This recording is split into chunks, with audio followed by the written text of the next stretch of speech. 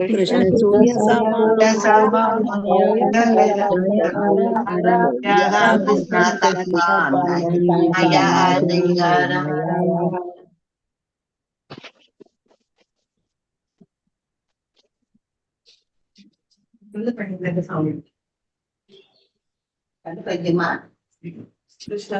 साधु संग सर्व सृष्टि काया लव मात्र साधु संग सर्व सिद्धियाय साधु संग सर्व शक्ति रहाया लव मात्र साधु संगे सर्व सिद्धिहाया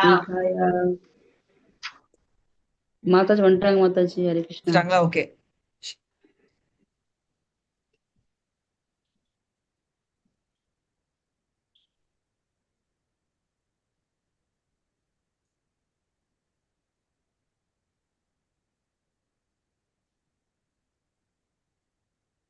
साधु संग नाम कीर्तना भागवत श्रवण मधुर भाषा श्री मुरारी मूर्तारी श्रद्धाय सेवना साधु संग नाम कीर्तना भागवत श्रवण मधुर भाषा मूर्तिर श्रद्धाय सेवना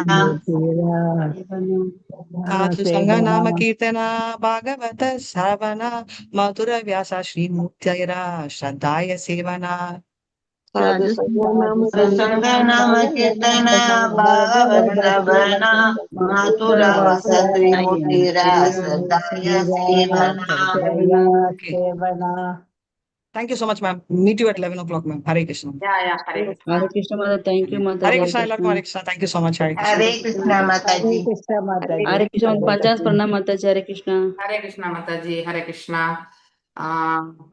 இன்னைக்கு 10 மணிக்கு உங்களுக்கு நீங்க ஐ திங்க் வீக்லி ப்ரோக்ராம் பண்ணிட்டு இருக்கீங்க இல்லையா? ஸோ அது முடிஞ்ச பிறகு யாரெல்லாம் வந்து இந்த கௌரங்கா குரூப்ல இருக்கீங்களோ, யாரெல்லாம் சேவை செய்யணுன்ற விருப்பம் இருக்கோ அவங்க வந்து please stay on that link it's. Okay, 11 மணிக்கு. So I think we are having more, அதாவது என்னன்னா சேவை எடுக்கிறோம், ஆனால் அந்த சேவையை வந்து சேவையா பாவிச்சு பண்றதை விட அந்த சேவை வந்து நம்ம வந்து எது சுலபமா இருக்கும், எது நம்ம வந்து செலக்டிவா ஒரு சேவையை எடுத்து பண்ணலாம், ரொம்ப கஷ்டமே இருக்கக்கூடாது. பீப்புளோட வந்து கண்டிப்பா ஒரு பக்தரோட இன்னொரு பக்தருக்கு கண்டிப்பா ஒத்துழைப்பு என்பது தேவை இல்லையா? ஆனா அந்த தேவைகள் வந்து இரு பக்தர்கள் மத்தியில வந்து உணர்றது கிடையாது. அல்டிமேட்டா நம்ம யாருக்கு சேவை பண்றோம்? பகவானுக்கு சேவை பண்றோம், குரு பரம்பராவுக்கு சேவை பண்ணிட்டு இருக்கோம். அநேக மக்களுக்கு இந்த சேவை வந்து நல்லது. நாம மட்டும் நன்மை அடைந்தா பத்தாது, பட் அடுத்தவங்களுமே நன்மை அடையணுன்ற அந்த பாவத்தை கொண்டு நம்ம செய்யணும். அப்படிப்பட்ட சேவை தான் மகத் சேவை. ஓகே, ஸோ நானும் சேவை பண்றேன்னு சொல்லிட்டு எனக்கு பிடிச்சது மட்டும் நான் எடுத்துட்டு பண்றது, எனக்கு எது சுலபமா இருக்கோ அதை மட்டும் பண்றது இல்லையா? இல்லை சேவை சொல்றாங்கன்றதுக்காக அந்த இடத்த விட்டு நகர்ந்து விடுறது இல்லையா? ஸோ இந்த மாதிரியான பாவங்கள் வந்து நான் கடந்த 5 ஆண்டு காலமா நான் நிறைய பார்த்துட்டேன். நான் ஆக்சுவலி டெடிகேட்டடா வந்து செய்யக்கூடிய மனசு இருக்கிறவங்க வந்து மிக மிக குறைவு. நீங்க எந்த சேவைனாலும் கொடுங்க, நான் பண்றேன் அப்படிங்கிற அந்த பாவம் இருக்கிறது வந்து கவுண்ட் பண்ணிடலாம். நான் இந்த சேவை மட்டும் தான் பண்ணுவேன், எனக்கு இதுதான் தேவை. அப்போ பகவான் கூட நமக்கு இந்த அருள் மட்டும்தான் புரியணும் அப்படிங்கிறது வந்து அவர் செலக்டிவா கொடுத்தா நாம ஏத்துப்போமா இல்லையா? நாம் எந்த பாவத்தோட அந்த சேவை பண்றோமோ அப்ப அந்த பாவத்தினுடைய பிரதிபலிப்பு அந்த சேவையில கண்டிப்பா வந்து இருக்கும். ஓகே, ஒருத்தர் மட்டும் வந்து அன்கண்டிஷனலா சேவை பண்ணணும்னு நினைச்சாங்கன்னா அந்த சேவை வந்து முன்னேறாது. ஸோ இப்போ வேற லாங்குவேஜஸ் எல்லாம் எடுத்துட்டீங்கன்னாக்கா அங்கே சிலதெல்லாம் வந்து பார்த்தீங்கன்னாக்கா அவங்க they are going very nicely. சிலதெல்லாம் நம்மள மாதிரி தான் சஃபர் ஆகிட்டு இருக்காங்க. ஓகே, ஸோ நான் 4 வருடங்களாக நான் பார்க்கணுன்னா இதில் காயத்ரி அப்படின்னு ஒரு மாதாஜி, அடுத்து வந்து கிருஷ்ணா பிரபுன்னு ஒருத்தர் இருந்தாரு, உங்களுக்கு எல்லாம் தெரியும்னு நினைக்கிறேன் இல்லையா? ஸோ இவங்க எல்லாம் நீங்கள் எந்த சமயத்தில் என்ன சேவை கொடுத்தாலுமே எடுத்துட்டு பண்ணிடுவாங்க. அவங்களோட சேர்ந்து நானும் பண்ணியிருப்பேன். ஓகே, அப்பெல்லாம் கண்டென்ட் கிரியேஷன் இதுக்கு எல்லாமே வந்து பார்த்தீங்கன்னாக்கா ஒன்லி ஒரு டீம் ஆஃப் 3 பேர். ஏன்னா நிறைய பேருக்கு அந்த ஆப்ஷன் கொடுத்துருப்போம், ஆனால் அவங்க மீண்டும் வந்தே இருக்க மாட்டாங்க. சீதாராமன் பிரபு, ஓகே, பாலாஜி பிரபு, ஸோ இப்படி பாலாஜி பிரபு இப்பதான் பண்றதுக்கான ஒரு வாய்ப்பை வந்து அவருக்கு ரொம்ப குறைவா வச்சுட்டு இருக்காரு. ஆனா அவருடைய இன்டென்ஷன் எப்பவுமே வந்து எந்த சேவையனாலும் கொடுங்கோ, அதை கரெக்டா பண்ணணும்னு நினைப்பாரு அவர். ஸோ இன்றைய வரைக்கும் நான் ஏன் பாலாஜி பிரபு வந்து ஐம் நாட் அட் ஆல் அவரை வந்து அட்லீஸ்ட் இந்த சேவையில வச்சு வைக்கணுன்ற ஒரு குறிக்கோள். ஏன்னா எதையுமே எதிர்பார்க்காம செய்யக்கூடிய காயத்ரி மாதாஜிக்கு வந்து வீட்டுல கஷ்டம், அதனால அவங்க சேவை பண்ண முடியாத ஒரு இக்கட்ல வந்து மாட்டிண்டு சைலண்ட் ஆயிட்டாங்க. இன்றைய வரைக்கும் கூட அவங்க எப்பயாவது பேசுவாங்க. ஷி வாண்ட்ஸ் டு அவங்க ஒரு சாஃப்ட்வேர் இன்ஜினியரா இருந்து வீட்லயே வந்து ரிசைன் பண்ணிட்டு கோவிட் காலத்துல அப்படியே வந்து இருந்துட்டாங்க. Wonderful devotee actually. Okay, Krishna Prabhu நீங்க எந்த சமயத்துல வேணாலும் நீங்க டிரான்ஸ்லேஷன் ஒர்க் எல்லாம் கொடுத்துருங்களேன், அதை கரெக்டா பண்ணி முடிச்சு கொடுத்துருவாரு அவரு. நீட்டா ஃப்ரேம் பண்ணி சீதாராமன் பிரபு கிளாஸஸ் கூட எடுத்திருக்காரு. இன்றைய வரைக்கும் நான் ஏன் அவங்களெல்லாம் நினைக்கிறேன் அப்படின்னாக்கா, வித்தவுட் எனி எக்ஸ்பெக்டேஷன் அவங்க வந்து ரோல் மாடலா இருந்து அவங்க வந்து செய்தாங்க இல்லையா. ஸோ இப்பயுமே நம்ம வந்து ஏதாவது கேட்டா கூட கிருஷ்ணா பிரபுக்கு ஏதாவது ஒரு மெசேஜ் வச்சா கூட அவர் கண்டிப்பா பண்ணுவார். பட் அவருடைய வேலை நிமித்தம் எப்படி இருக்குன்னா, அவரால் சிஸ்டம் முன்னாடி உட்காந்து பண்ணக்கூடிய அந்த இது வந்து கிடையாது. அதனால அவரால் வந்து கண்ட்ரிபியூட் பண்ண முடியல. இன்னைக்கு நான் ஏன் இவ்வளோ ஸ்ட்ரகிள் ஆகிறேன். ஸோ எஸ்பெஷலி நம்ம ஒரே ஒரு சேவை மட்டும்தான் நான் பர்ஃபெக்டா பண்ணுவேன், அது மட்டும்தான் என்னால் முடியும், அது ஒண்ணுதான் நான் பண்ணக்கூடியது அப்படின்னு நினைச்சுட்டோம்னா அது உண்மையிலேயே வந்து சேவைக்கு நாம கொடுக்கக்கூடிய மகத்துவமே கிடையாது. ஓகே, சேவை என்றால் எந்த சேவையா இருந்தாலும் இறைவனுக்கு சம்பந்தப்படுத்ததை வந்து கண்டிப்பா எடுத்துட்டு செய்யணும். நமக்கு என்ன கெப்பாசிட்டி இருக்கோ அதுக்குள்ள செய்யணும். ஓகே, நமக்கு கெப்பாசிட்டி இல்லாம நம்ம அதை செய்யணும்னு நம்ம எதிர்பார்க்கல. ஆனா நமக்கு கெப்பாசிட்டி இருந்தும் கூட செலக்டிவா ஒரே ஒரு சேவை மட்டும்தான் நான் பண்ணுவேன் அப்படின்னு நம்ம உட்கார்ந்து இருந்தோம்னா, ஏன் நம்மளுடைய சேவைகள் வந்து இவ்வளோ எஃபோர்ட் போடுறாங்க. ஒருத்தர் பாத்தீங்கன்னா நிறைய எஃபோர்ட் போட்டிருப்பாங்க, ஒருத்தவங்க வந்து கண்டுக்கவே மாட்டாங்க. ஒருத்தவங்க வந்து சேவை கொடுத்தாங்களேன்றதுக்காக இது என்னப்பா பெரிய தொல்லையா போச்சே அப்படின்னு நினைக்கக்கூடிய பாவங்களுமே வந்து என் காதாலே கூட நிறைய கேட்டிருக்கேன். ஸோ இந்த சேவையை வந்து மேனேஜ் பண்றது அவ்வளவு சுலபமே கிடையாது. இப்போ ரீசெண்டா ஒரு 4 மாசம் 3 மாசமா தான் டிஸ்ட்ரிபியூட்டட் தட் ஒர்க் டீச்சர்ஸ்க்கு எல்லாருக்குமே. But they are also struggling இல்லையா. ரெஸ்பான்ஸ் வர்றதில்லை, யாருமே ரிவர்ட் பண்றது கிடையாது. இதெல்லாமே வந்து அவங்களுக்கும் இந்த ஹீட் மாதாஜி ஒன்னே ஒண்ணு சொல்லிக்கிறேன் மாதாஜி. நான் வந்து அட்மிட் வந்து கான்டாக்ட் பண்ணிட்டு அப்புறம் உங்களுக்கு சொல்லலாம் நினைச்சிட்டு இருந்தேன். 3 நம்பர்லயும் யாரும் ரெஸ்பான்ஸ் பண்ணல. நான் ஆனா விட போறது இல்ல, நான் திரும்பி திரும்பி பண்ண போறேன். யாராவது எப்பாவது எடுப்பாங்க. எடுத்த அப்புறம் நான் உங்களை பத்தி சொல்லிட்டு அவங்க கிட்ட இருந்து வந்தா நீங்க ரெஸ்பான்ஸ் பண்ணுங்க நான் சொல்றேன் மாதாஜி. இல்ல இண்டிவிஜுவலா வந்து டைரக்டா டிவோட்டிஸ் கிட்ட கொடுக்கக்கூடிய சேவையில எப்பவுமே எந்த ப்ராப்ளமும் இருந்ததில்லை. அட்மின்ஸுக்கு கூட வந்து ஏதாவது சேவை கொடுத்துட்டா அவங்களும் பண்ணிடுவாங்க. இங்க ப்ராப்ளமே வந்து மேனேஜ் பண்ணக்கூடிய விதம் இல்லையா. ஸோ அக்செப்ட் பண்ணக்கூடிய விதம், இதுலதான் நமக்கு ப்ராப்ளம். சேவை பண்றவங்க பண்றாங்க, சேவை பண்ணாதவங்க ரிஜிடா ஒதுங்கிடுறாங்க இல்லையா. ஸோ அந்த மாதிரி இருந்தீங்கன்னா சேவையை வந்து நாம சூஸ் பண்ணி எடுக்கக்கூடாது. ஓகே, அங்கேயே நம்ம சேவையில வந்து வேறுபாடு காண்கின்றோம் இல்லையா. அந்த இது வந்து கண்டிப்பா செய்யவே கூடாது. ஸோ நம்மளையுமே பகவான் வந்து வேறுபாடு பார்த்தாருன்னா நாம இந்த பிரபஞ்சத்துல வாழ முடியுமா இல்லையா. உனக்கு இந்த மட்டும்தான் அனுகிரகிப்பேன், இந்த மாதிரி சூழல்ல மட்டும்தான் உன்னை காப்பாத்துறேன், இந்த சூழலை நீயே வந்து பாத்துக்கோ அப்படின்னு நமக்கு பகவான் வந்து சொல்லிட்டாருன்னா நமக்கு அது எப்படி இருக்கும். அது போன்றதுதான் நாம செய்யக்கூடிய செயல்கள். ஓகே, சேவையை கொடுத்து சேவையை பண்றவங்களுக்கு இந்த வார்த்தைகள் வந்து பொருந்தாது. சேவையிலேயே நான் சூசியா தான் பண்ணுவேன், நான் இதை மட்டும்தான் பண்ணுவேன் அப்படின்னு நினைக்கிறாங்க பாருங்க, அவங்களதான் இது வந்து நான் சொல்லணும்னு விரும்புறேன். கடந்த 5 வருடங்கள்ல பாத்தீங்கன்னாக்கா ஒன் மேன் ஷோ மாதிரி தான். நான் இன்றைக்கு கூட வந்து பீப்புள் வில் டெல் அவங்க ஒத்தையாதான் எல்லாமே அதாவது சேவை பண்றாங்க. ஏஜ்டா இருக்கக்கூடியவங்க வந்து டெடிக்கேட்டா பண்றவங்களையும் நான் பார்த்துருக்கேன். ஓகே, ஆனா அவங்களுக்கு நிறைய பொறுப்புகளை நம்மளால கொடுக்க முடியாது இல்லையா. அவங்கள வந்து பேலன்ஸ் பண்ண முடியாது. ஸோ அந்த ஒரு விஷயத்துக்காக வந்து சில மேனேஜ்மெண்ட் இதெல்லாமே நான் கொடுக்கவே மாட்டேன். ஏன்னா அதை கொடுத்து நான் அவங்க கிட்ட இருந்து வாங்கும் பொழுது அவங்க வந்து ஃப்ரஸ்ட்ரேஷனா ஃபீல் ஆகி செய்து கொண்டிருக்கக்கூடிய அந்த சேவையிலுமே அவங்க ஈடுபாடை இழந்து விடக்கூடாதுன்றதுக்காக தான் நான் அதை கொடுக்க மாட்டேன். ஒரு யங் ஜெனரேஷன்ஸ் எல்லாருமே முன்னுக்கு வந்து செய்யணும் அப்படிங்கறது எல்லாமே நான் நிறைய ப்ரேயர்ஸா வைக்கிறேன். இந்த இப்ப போன எல்லா கோயிலுமே ப்ரேயர்ஸ் அதான் வச்சுட்டு வந்தேன். ஓகே, என்னுடைய அதாவது இந்த பரிவாரம் வந்து அபிவிருத்தி அடையணும்னா இளைய தலைமுறையை எனக்கு கொடுங்கோ. அட்லீஸ்ட் அவங்கள வந்து நாம வந்து கைட் பண்ணி நல்ல சேவைகளை வந்து எடுத்துட்டு போகலாம் இல்லையா?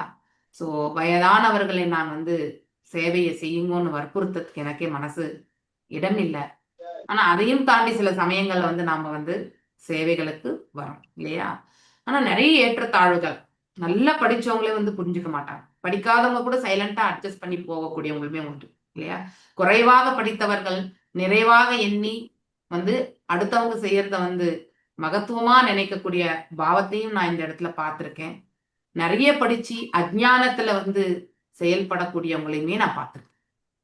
ஒவ்வொருத்தருடைய அதாவது எக்ஸ்பீரியன்ஸ் பார்த்தீங்கன்னா என்னுடைய experience with each and every devotee is totally different. Okay, so நிறைய படிப்பினேன். நான் அவங்க எல்லாருக்குமே நன்றிகளை தான் சொல்லணும். ஏன்னா இந்த வாய்ப்பெல்லாம் வந்து ஏற்படுத்தி கொடுத்துருக்கீங்க. ஸோ இப்படி ஒரு அசோசியேஷன்ல இருக்கிறதுக்கும் எனக்கு ஆனந்தம் தான். ஆனால் இறைவன் தொண்டு என்று வரும் பொழுது அதை நாம காலத்திற்கும் அதாவது காலம் மற்றும் இடத்திற்கு ஏற்றவாறு நாம் செய்து முடிக்கிறதே கிடையாது. கமிட்மெண்ட் இல்ல, சேவால வந்து கமிட்மெண்ட் இருக்கணும், சின்சியாரிட்டி இருக்கணும் இல்லையா? இந்த பாவங்கள் வந்து மிக மிக குறைவாக இருக்கிறது. சேவை பண்றோம், ஆனா அந்த பாவம் என்பது மிக குறைவாக இருக்கிறது. அதனாலதான் நம்ம சேவைகள் வந்து வெற்றி பெறுவதே இல்லை. வெற்றி பெற்றால் இந்நேரத்துக்கு எவ்வளவோ 1 லட்சத்துக்கு மேல கிட்டத்தட்ட நம்ம தமிழ் டிவோட்டிஸ் வந்து இருக்காங்க. ஓகே, 1 lakh டிவோட்டிஸ் மேல இருக்காங்க தமிழ் டிவோட்டிஸ். ஆனா நீங்க பாகவதம் எப்பவுமே எவ்வளவு இருக்கு? 30-35 பேருக்கு மேல வந்து பாகவதத்துக்கு வரதே கிடையாது இல்லையா? சோ அப்பனா இந்த பாகவதம் என்பது நம்ம எவ்வளவு முக்கியத்துவம் வாய்ந்தது என்பதை வந்து நம்ம புரிஞ்சுக்கணும் இல்லையா? அதை புரிஞ்சுக்கிறதுக்கு நம்ம கம்யூனிகேஷன் கூட வந்து எடுத்துரைக்கிறவங்களுடைய இது வந்து ஸ்ட்ராங்கா போய் சேரணும். அந்த பாவம் தான் நம்ம கிட்ட லேகிங். சொல்றோம், எஸ் பாவம் சொல்லி கொடுக்குறாங்க, ஜாயின் பண்ணிக்கோங்க, இந்த கிளாஸ் இருக்கு அந்த கிளாஸ் இருக்குன்னு ஏதோ 10ஓடு 11னா இத்தோடாது ஒன்னா சொல்லிட்டு போயிட்டே இருப்போம் இல்லையா? இங்கே சொல்பவர்களுடைய மகத்துவம் ஒண்ணுமே கிடையாது இல்லையா? கேட்பவர்களுடைய உங்களுடைய மகத்துவம் கூட எதுவுமே கிடையாது. இங்க மகத்துவம் வாய்ந்தது இறைவனுடைய லீலைகளும் நாமங்களும் அவருடைய புகழும் தான் இல்லையா? அவருடைய பக்தர்களுடைய புகழ் தான். இதுதான் நமக்கு மகத்துவம். இதை கேட்பதால் நம்மளுக்கு வந்து ஆனந்தம், பேரானந்தம் என்பது வருகிறது. நம்ம கிட்ட இருக்கக்கூடிய தேவையற்றது பியூரிபிகேஷன். பாகவதம் கேட்கறதுனால என்ன ஆகுறோம்? நம்மலாம் தூய்மை அடைகின்றோம். இந்த ப்ராசஸ்க்கு தான் நம்ம வந்து மக்களை இழுத்துட்டு வரணும். அப்பதான் அவங்க வீட்லயுமே வந்து பக்குவத்தை எடுத்துப்பாங்க. 1 10 ஆகும், 10 100 ஆகும் இல்லையா? அப்படிதான் நம்ம எடுத்துட்டு போகணும். ஆனா அந்த செயலை செய்யறதுக்கு நமக்கு பெரிய மனசு வேணும், ரொம்ப பெரிய மனசு வேணும். ஓகே, அப்ப அந்த பெரிய மனசு இருந்தாதான் பெருசா ஈடுபாடே இருக்கும். மனசே பெருசா இல்லைன்னா அங்கேயே நாம குறுகி விடுவோம். Okay, so I'm seeing very lagging இந்த அதாவது பார்த்தீங்கன்னாக்கா சேவையில வந்து அந்த சின்சியாரிட்டி, அடுத்து வந்து இதை ஒரு சேவையை கொடுத்துட்டா அது எண்ட் டு எண்ட் வந்து முடிச்சுட்டு அப்படியே கவரப் பண்ணக்கூடிய அந்த அந்த பாவம் வந்து ஒவ்வொரு ஸ்டேஜ்லயுமே ஃபாலோ பண்ணணும். Very very tough. ஸோ எவ்வளோ எனர்ஜி நம்ம வந்து இதுல வந்து அதுல நமக்கு சுயநலம் கூட இருக்கு இல்லையா? எனக்கு இதே வேணும், எனக்கு அதே வேணும் இல்லை, இதுல என்னுடைய பேர் எங்க வரும்? நான் இந்த சேவையை வந்து பண்ணேன்றத வந்து யார் இப்ப என்ன வந்து புகழ்வாங்க? இந்த மாதிரி ஆட்டிடியூட் கூட உண்டு. ஒன்லி சில டிவோட்டிஸ் பார்த்தீங்கன்னாக்கா எஸ் அப்படியே லைன் லைட்ல இருக்கிறதுக்கு மட்டும்தான் விருப்பப்படுவாங்க. அவங்களால பண்ண முடியும். ஒரு பக்தியினுடைய சேவையை வந்து ஆஃப்லைன்ல பண்ணக்கூடிய ஒர்க், ஃபார் எக்ஸாம்பிள் டிரான்ஸ்லேஷன், ஒரு பிபிடி ரெடி பண்ணுங்கோ, இதெல்லாம் வந்து இன்னொரு பக்தர் போய் கேட்டாக்கா அதெல்லாம் எனக்கு வராது. யாருக்குமே வந்து வந்து எல்லாமே தெரிஞ்சு இந்த இடத்துல வர்றது கிடையாது இல்லையா? ஸோ எல்லாமே இங்க வந்து தான் கத்துக்கிறோம். ஆனா அதற்கு வந்து முயற்சி எடுக்கணும் அப்படிங்கிற அந்த பாவம் இருக்கணும். No one is born genius. ஆனா ஒன்லி நான் ஐ வாண்ட் டு இதை மட்டும் தான் செய்யணும், நான் ப்ரீச் மட்டும் தான் பண்ணுவேன், நான் இதை மேனேஜ்மெண்ட் தான் பண்ணுவேன், நான் இதை வந்து மீட்டிங்ல வந்து டிஸ்கஸ் பண்ணுவேன், நான் அங்க பேசுவேன். ஸோ இது மட்டுமே வந்து பண்ணிட்டு இருந்தோம்னு வச்சுக்கோங்களேன், அதுக்கு பேர் என்ன தெரியுமா? ஐ திங்க் என்னடி பிரபு எப்பவுமே சொல்லுவார், ஷோபாஜி பக்தி அப்படின்னு சொல்லுவார். அது என்னைக்குமே வந்து நன்மையை அந்த நபருக்கே பயக்காது. நமக்கெல்லாம் பயக்கிறதா இல்லையான்றது செகண்டரி, அது தேவையே இல்லை. அந்த நபருடைய ஆன்மீக வாழ்க்கைக்கே அது வந்து உதவாது. ஓகே, இப்படி நிறைய பக்தர்கள் அதை பார்த்து பார்த்து தான் எனக்கு சில சமயங்களை யாரையுமே எதிர்பார்க்காமலே நிறைய நான் முடிச்சுட்டு போயிட்டே இருப்பாங்க. எவ்வளவு மீட்டிங்ஸ் இப்போ நீங்க எல்லாருமே என்என்டி ப்ரோஜி மீட்டிங்கை பாக்குறீங்க இல்லையா? ஸோ ஐ திங்க் தோஸ் ஒரு அட்டெண்டிங் வில் பி நோ. இதே மாதிரி தான் இருக்கும் அந்த மீட்டிங் கூட. அங்க ஒத்தையா வந்து உட்காந்துட்டு இதை முடிச்சேன், அதை முடிச்சேன், இதை பண்ணேன், இந்த அப்டேட் எடுத்துக்கிறது, அந்த அப்டேட் எடுத்துக்கிறது, யாராவது பண்ணக்கூடியவங்களை மட்டுமே வந்து அவங்களையும் வந்து அதிகமா தொந்தரவு பண்ணி நான் வந்து சேவையை வாங்கிக்கிறது, இந்த வேலைகள்லாம் முடியாத பட்சத்துல நானும் அதுல வந்து பண்றது. இப்படி ஒன்லி ப்ரீச்சிங் மாத்திரம் கிடையாது, மேனேஜிங், சேவை எந்த தொண்டா இருந்தாலுமே செய்யணும். இட்ஸ் குட், எந்த தொண்டா இருந்தாலும் செய்யணும். ஆனா வென் டைம் பவுண்டா வரும்பொழுது நம்மளால முடிக்க முடியாம போகும்பொழுது என்ன ஆகும்னாக்கா ரொம்ப கஷ்டம். எப்பவுமே நம்மளுடைய போஸ்டர் நம்முடைய இதுதான் வந்து லாஸ்டா போய் சேரும். ஸோ அதுலயுமே நிறைய ஃபாலோ பண்ண வேண்டியிருக்கும். இந்த மாதிரி எல்லாம் வந்து நிறைய சேலஞ்சஸ் இருக்கு. ஓகே, சேவை இஸ் நாட் ஈஸி. சேவை என்பது சுலபமானது கிடையாது. நம்ம வாயால சொல்லிட்டு அப்படி போயிடுறது. ஓகே, சேவையில வந்து நம்ம ஈடுபாடு என்பது அது ஃபட்டாஃபட்டுன்னு பண்ணிட்டு போயின்னே இருக்க முடியும். ஈடுபாடு இல்லைன்னு வச்சுக்கோங்களேன், நீங்க எத்தனை வாட்டி தேய்ச்சாலுமே வந்து முடியாது இல்லையா? ஸோ ஒருத்தருக்கு ஒரு சேவை கொடுத்துட்டு இன்னொரு சேவை கொடுத்தாலும் அதுவே அவங்க ஓவர் ஹெல்பிங் ஆயிடுறாங்க. ஐயோ இவ்வளோ சேவையா, இவ்வளோ பண்ணணுமா, அப்படிப்பட்ட ஒரு பாவம் வந்துடுது. ஸோ நான் இங்க எதுவுமே கண்ட்ரிபியூட் பண்ண முடியல, அங்க எதுவும் கண்ட்ரிபியூட் பண்ண முடியல இல்லையா? இந்த மாதிரி ஒரு இதெல்லாம் வந்துடுது. ஒரு சின்ன சேவைகளுக்கே வந்து அவங்க அவ்வளவு இதாயிடுறாங்க. ஸோ இந்த மாதிரி எல்லாம் நம்ம பார்க்கும் பொழுது எனக்கு இந்த டீம் வந்து எப்படி ப்ரோக்ரஸ் ஆகி போவோன்றது வந்து எனக்கு எந்த விஷனுமே வரமாட்டேங்குது. அதனால யாரெல்லாம் எங்க டீச்சர்ஸா இருக்கீங்களோ, யாரெல்லாம் சேவை பண்ணணும்னு நினைக்கிறீங்களோ, உளமாற சேவை பண்ணணும், நீங்க எது கொடுத்தாலும் நான் பண்ணுவேன் அப்படிங்கிற அந்த மனப்பான்மை இருக்கிறவங்க, ஓகே, இது வரைக்கும் நான் வந்து எந்த சேவையுமே செய்தது கிடையாது, ஆனா எனக்கு சேவை பண்றதுக்கு எனக்கு விருப்பம் இருக்கு, நீங்க எது கொடுத்தாலும் பண்ணுவேன் மாதாஜி, என்னுடைய கெப்பாசிட்டியில எனக்கு புரிஞ்சது அப்படின்னு இருக்கவங்க, அந்த பாவத்தோட இருக்கிறவங்க கண்டிப்பா 11 மணிக்கு இதே மீட்டிங்ல வந்து கலந்துக்கோங்க. ஓகே, இத்தனையுமே நான் எதுக்கு சொல்றேன்னா, சேவையினுடைய பாவத்தை ஃபர்ஸ்ட் நம்ம தெரிஞ்சுக்கணும், அதுக்கப்புறம் சேவையே நம்ம எடுத்துக்கணும். ஸோ வெறுமனே நம்ம இந்த ப்ரீச்சிங் இப்போ பார்த்தீங்கன்னா நான் கிளாஸஸ் எடுக்கிறதே ரொம்ப குறைவு இல்லையா? பாகவதம் ஒன்று எடுக்கிறேன், பக்தி வாய்ப்பு ஒரே ஒரு கிளாஸ் இல்லையா? மிச்ச எல்லா கிளாஸஸுமே வந்து எல்லா டீச்சருமே எடுக்கணுன்றதுக்காக, ஏன்னா நிறைய பேர் எடுக்கட்டும், ஸோ நிறைய பேர் சேவை பண்ணட்டும், எல்லாருமே சேவையில் இருக்கணும்.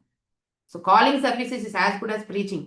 ஓகே, ஸோ இப்போ மாதாஜி சொன்னாங்கல்ல, விஜயகுமாரி மாதாஜி அவங்க கால் பண்ணாங்கன்ட்டு. ஸோ அந்த மாதிரி that is also A Seva, it's not easy. So அவங்கவுங்களுக்கு இருக்கக்கூடிய கெப்பாசிட்டியில பண்ணணும்.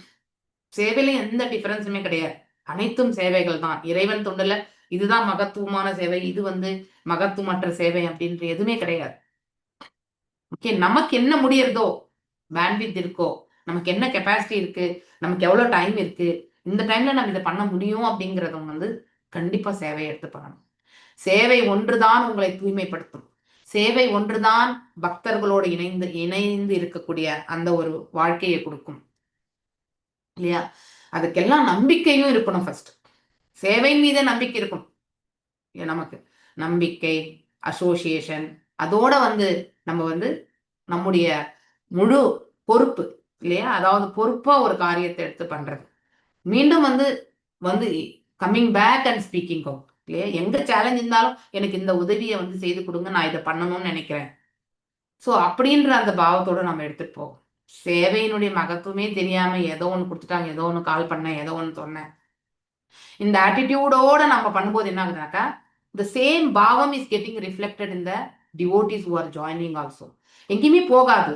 நம்ம எந்த நோக்கத்தை கொண்டு நம்ம ஒரு பக்தி தொண்டு செய்யறோமோ அதே பாவம் தான் அந்த பக்தியினுடைய அந்த செயலுடைய விளைவுகளுமே ஏற்படுத்தி கொடுக்கும். ஓகே, என்னால யாருமே வந்து நீங்க பண்ணாதீங்க, நீங்க பண்ணுங்கன்னு சொல்ல முடியல.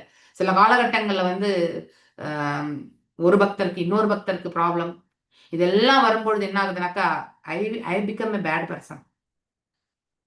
ஓகே, ஸோ அந்த மாதிரி ஒரு சுச்சுவேஷன்ஸ் எல்லாமே நான் பார்த்துருக்கேன். ஐ டோன்ட் மைண்ட், நான் கெட்டவர் ஆகிறத பத்தி நான் வருத்தமே படலை. ஆனா அல்டிமேட்டா அந்த சேவை வந்து மகத்துவமான ஒரு சேவையா மாறணும்னு மட்டும்தான் என்னுடைய எண்ணம். நல்லது கெட்டது எல்லாமே இங்க இருக்கக்கூடிய ஒன்றுதான். எல்லாருக்குமே எல்லாரும் நல்லவங்களா இருக்க முடியாது, எல்லாருக்கும் எல்லாருமே கெட்டவங்களாவும் இருக்க முடியாது இல்லையா? ஸோ அதை பத்திலாம் நம்ம வருத்தப்படாம இங்க குறிக்கோள் என்பது இறைவன் தொண்டு மட்டும்தான் அப்படிங்கிறத கொண்டு நம்ம போகணும். இங்க பர்சனலா நம்ம வந்து எல்லாத்தையுமே மனசுல வச்சிருந்தோம்னாக்கா எவ்வளவோ நான் இக்னோர் பண்ணணும்னு நினைப்பேன். சில சமயங்கள் வந்து பேச வேண்டிய ஒரு சுச்சுவேஷனுக்கு வந்து தள்ளப்பட்டுடுவேன் நான். நிஜமாவே மனதுல ரொம்பவே வருத்தப்பட்டு தான் இதெல்லாம் நான் இங்க பேசிட்டு இருக்கேன். ஏன்னா இவ்வளோ சேவைகளுக்கு வாய்ப்பு கொடுத்துருக்காரு NND பிரபுஜி, நம்ம குரு பரம்பரா இல்லையா? ஆனா அதனுடைய மகத்துவமே தெரியாம நாம வந்து சேவைகளை வந்து பூர்ணமா எடுத்துட்டு போறதில்ல. அதுதான் நம்ம இன்னைக்கு முன்னேறாம இருக்கிறதுக்கான மூல காரணம். பாவம் இஸ் வெரி இம்பார்ட்டன்ட். என்ன சேவை பண்ணீங்கன்றது முக்கியம் கிடையாது, எப்படி அந்த சேவையை பண்ணீங்கன்றது தான் ரொம்ப முக்கியம். I am feeling very very, அதாவது very down actually. Okay, so மனசுல ரொம்பவுமே வந்து துக்கம். இது எத்தனையோ நாட்களாக, ஏன்னா நான் யார்கிட்டயாவது ஷேர் பண்ணணும்னு நினைக்குவேன், ஆனா அதை அவங்க எப்படி எடுத்துப்பாங்கன்னு தெரியாது இல்லையா? இப்படிப்பட்ட ஒரு நிலைகள். ஸோ ஒருத்தர் ஒரு விதத்துல வந்து பாத்தீங்கன்னாக்கா அவங்க கிரேட்டா இருப்பாங்க, இன்னொரு ஆங்கிள் அவங்க கிட்ட கேட்டீங்கன்னா அவங்க அப்ஸ்காண்டிங் ஆயிடுவாங்க, இருக்க மாட்டாங்க. ஸோ இப்படி சேவைகளை பத்தி நம்ம வந்து யோசிக்காம நம்ம சேவை பண்ணலன்னு வச்சுக்கோங்களேன், ஆன்மீகத்துல முன்னேறவே முடியாது. இது வேணா நான் எழுதி கொடுத்தேன். Without Seva we will fall down, especially தீட்சை பெற்றவங்க. Okay, so that will any time will fall down. So we need to be occupied with Seva. எப்பயுமே சாது சங்கத்தோடையும் சேவைகளோடும் இணைந்திருக்க வேண்டும் நாம். எக்ஸப்ட் உடல் நல்ல குன்றி இருக்கும் பொழுது தவிர மிச்ச காலகட்டங்கள்ல நம்மளால முடிஞ்ச சேவையில நம்ம ஈடுபட்டு இருக்கோம். ஓகே, ஸோ இன்றைக்கு நம்ம இந்த கிளாஸுக்கு போகலாம். I am totally upset with things actually. So ஆனா என்னுடைய வலி வேதனையுமே இப்போ சில பொறுப்புகள் ஏற்றிருக்கிறவங்களுக்கு எல்லாமே வந்து கண்டிப்பா புரிஞ்சிருக்கும் இல்லையா? ஆனா அந்த வலியும் வேதனையுமே வச்சுட்டு நான் உட்கார்ந்து இருந்தேன்னா, அதாவது NND பிரபுஜிக்கு என்னால் ரிப்ளை பண்ண முடியாது. சமாதி other I try to do it my self. ஏன் எந்த இடத்துக்கு போனாலுமே ஏதாவது ஒரு சேவை கொடுத்தா நான் அதை வந்து பொறுப்பா எடுத்துக்கிறேன்னாக்கா I am not able to rely on the devotees. இதுதான் உண்மை. எந்த பொறுப்பு கொடுத்தாலுமே இவங்க கண்ணி முடிச்சிருவாங்களா, எனக்கு வந்து கொடுத்துருவாங்களா அப்படிங்கிற அந்த நம்பிக்கை வந்து எனக்கு இமீடியட்டா வரமாட்டேங்குது. அதுக்காக தான் அது பின்னாடியே வந்து இருக்குது செய்யணுன்ற அந்த உணர்வு வந்துடுது எனக்கு. ஓகே, ஸோ அதை வந்து நீங்க எனக்கு இந்த கான்ஃபிடென்ஸை கொடுக்கணும்னா உங்க எல்லாருடைய ஒத்துழைப்பை தான் நான் வந்து கேட்குறேன். ஓகே, இன்டைரக்ட்லி இது உங்களுக்கு மட்டும் தான் பெனிஃபிட். அதை நம்ம புரிஞ்சுக்கணும். நாம சேவை பண்ணா நமக்கு தான் நன்மை. ஓகே, அந்த நன்மைக்காவது ஆரம்பத்துல நம்ம ஆரம்பிச்சாலும் பிற்காலத்துல எதிர்பார்ப்பற்ற அந்த சேவைக்கு நம்மளை எடுத்துட்டு போகிறதுக்கு பகவான் அருள் புரிவார். Okay, nobody is born genius. யாருமே பிறந்ததுல இருந்து எல்லாமே தெரிஞ்சு வர்றதில்ல. தெரியாததை கேட்டுக்கொண்டு நம்ம செய்ய வேண்டியதுதான். ஆனா அதுக்கு முன்னுக்கு வரணும், சேவை பண்றதுக்கு முன்னுக்கு வரணும். அதுதான் இந்த இடத்துல லேகிங். ஸோ இத்தனைக்குமே நம்ம பக்தி வைபவ படிக்கிறோம், பக்தி சாஸ்திரி படிச்சிருக்கோம், பக்தி சாஸ்திரி படிச்சுட்டு இருக்கோம், லெவல் 3 பண்றோம். எத்தனையோ வாட்டி கேட்டு கூட இல்லையா? அதாவது ஒரு ஸ்லோகம் இருக்கு இல்லையா பகவத்கீதையில, ஆத்மாவை பற்றி கேட்டு கூட ஆத்மாவை வந்து ஒரு அதிசயமான பொருளாகும் இல்லையா? ஸோ அப்படி ஒரு பாவத்தை கொண்டு பார்க்கக்கூடியவும் உணரக்கூடியவங்களுமாவே இருக்காங்க இல்லையா? அதாவது உண்மையான தத்துவத்தை புரிந்து கொள்வதற்கு நமக்கு மனசு இல்லை, அவ்வளவுதான். மனசு இருந்தா ஆட்டோமேட்டிக்கலி எல்லா புலன்களுமே வந்து பக்குவம் அடையும், அதை செயல்படும் விதத்துல எடுத்துட்டு போயிடும். மனதுதான் எல்லாத்துக்குமே காரணம். ஓகே, நம்ம கொஞ்சம் இந்த ரஜோ தமஸ் குணத்துல இருந்து விடுதலை பெற்று சத்துவம் சுத்த சத்துவ நிலைக்கு போகிறதுக்கான மார்க்கத்தை வந்து நாம தேர்ந்தெடுத்துக்கணும். ஓகே, அப்பதான் நம்முடைய சேவையுமே இறைவனுக்கு வந்து மகத் சேவையா போய் சேரும். இங்க ஆற்றக்கூடிய சேவைகள் எதுவா இருந்தாலுமே அது இறைவனுக்கானது. இன்டர்மீடியேட்டா இருக்கக்கூடிய எனக்கானதும் கிடையாது, NND பிரபுஜிக்கானதும் கிடையாது இல்லையா? குரு பரம்பராவுக்கானதும் கிடையாது. ஓகே, இந்த சேவை அனைத்துமே இறைவனுக்கானது. ஆனா we are facilitating இவங்க மூலியமா, குரு பரம்பரா மூலியமா, NND பிரபுஜி மூலியமா அவர் எனக்கு சொன்னா நான் அவங்க எல்லாருக்கும் சொல்லி வெறும் ஒரு நிமித்த மாத்திரம் தான் நாங்க எல்லாரும் செயல்பட்டுன்றோம் இல்லையா? அந்த நிமித்த மாத்திரம் செயல்படக்கூடிய அந்த பாவத்தை நாம வந்து பக்தி தொண்டு பண்ணும்போது வந்துட்டா அப்போ நமக்கு இருக்கக்கூடிய வேறுபாடுகள் எல்லாமே வந்து தூரமாக விலகிடும். ஓகே, இந்த என்னுடைய மன வெளிப்பாடு உங்களுக்கு எல்லாருக்கும் ஒரு, அதாவது நீங்க பண்ணணும் அப்படிங்கிற ஒரு உந்துதலை ஏற்படுத்தி கொடுக்கும்ன்றத வந்து நான் உங்க எல்லார்ட்டையுமே தாழ்மையோட கேட்டுக்கிறேன். ஓகே, சில பேர் ரொம்ப டெடிக்கேட்டடா, புஷ்ப மாதாஜி எடுத்துக்கோங்க. ஸோ அவங்க she is doing wonderful.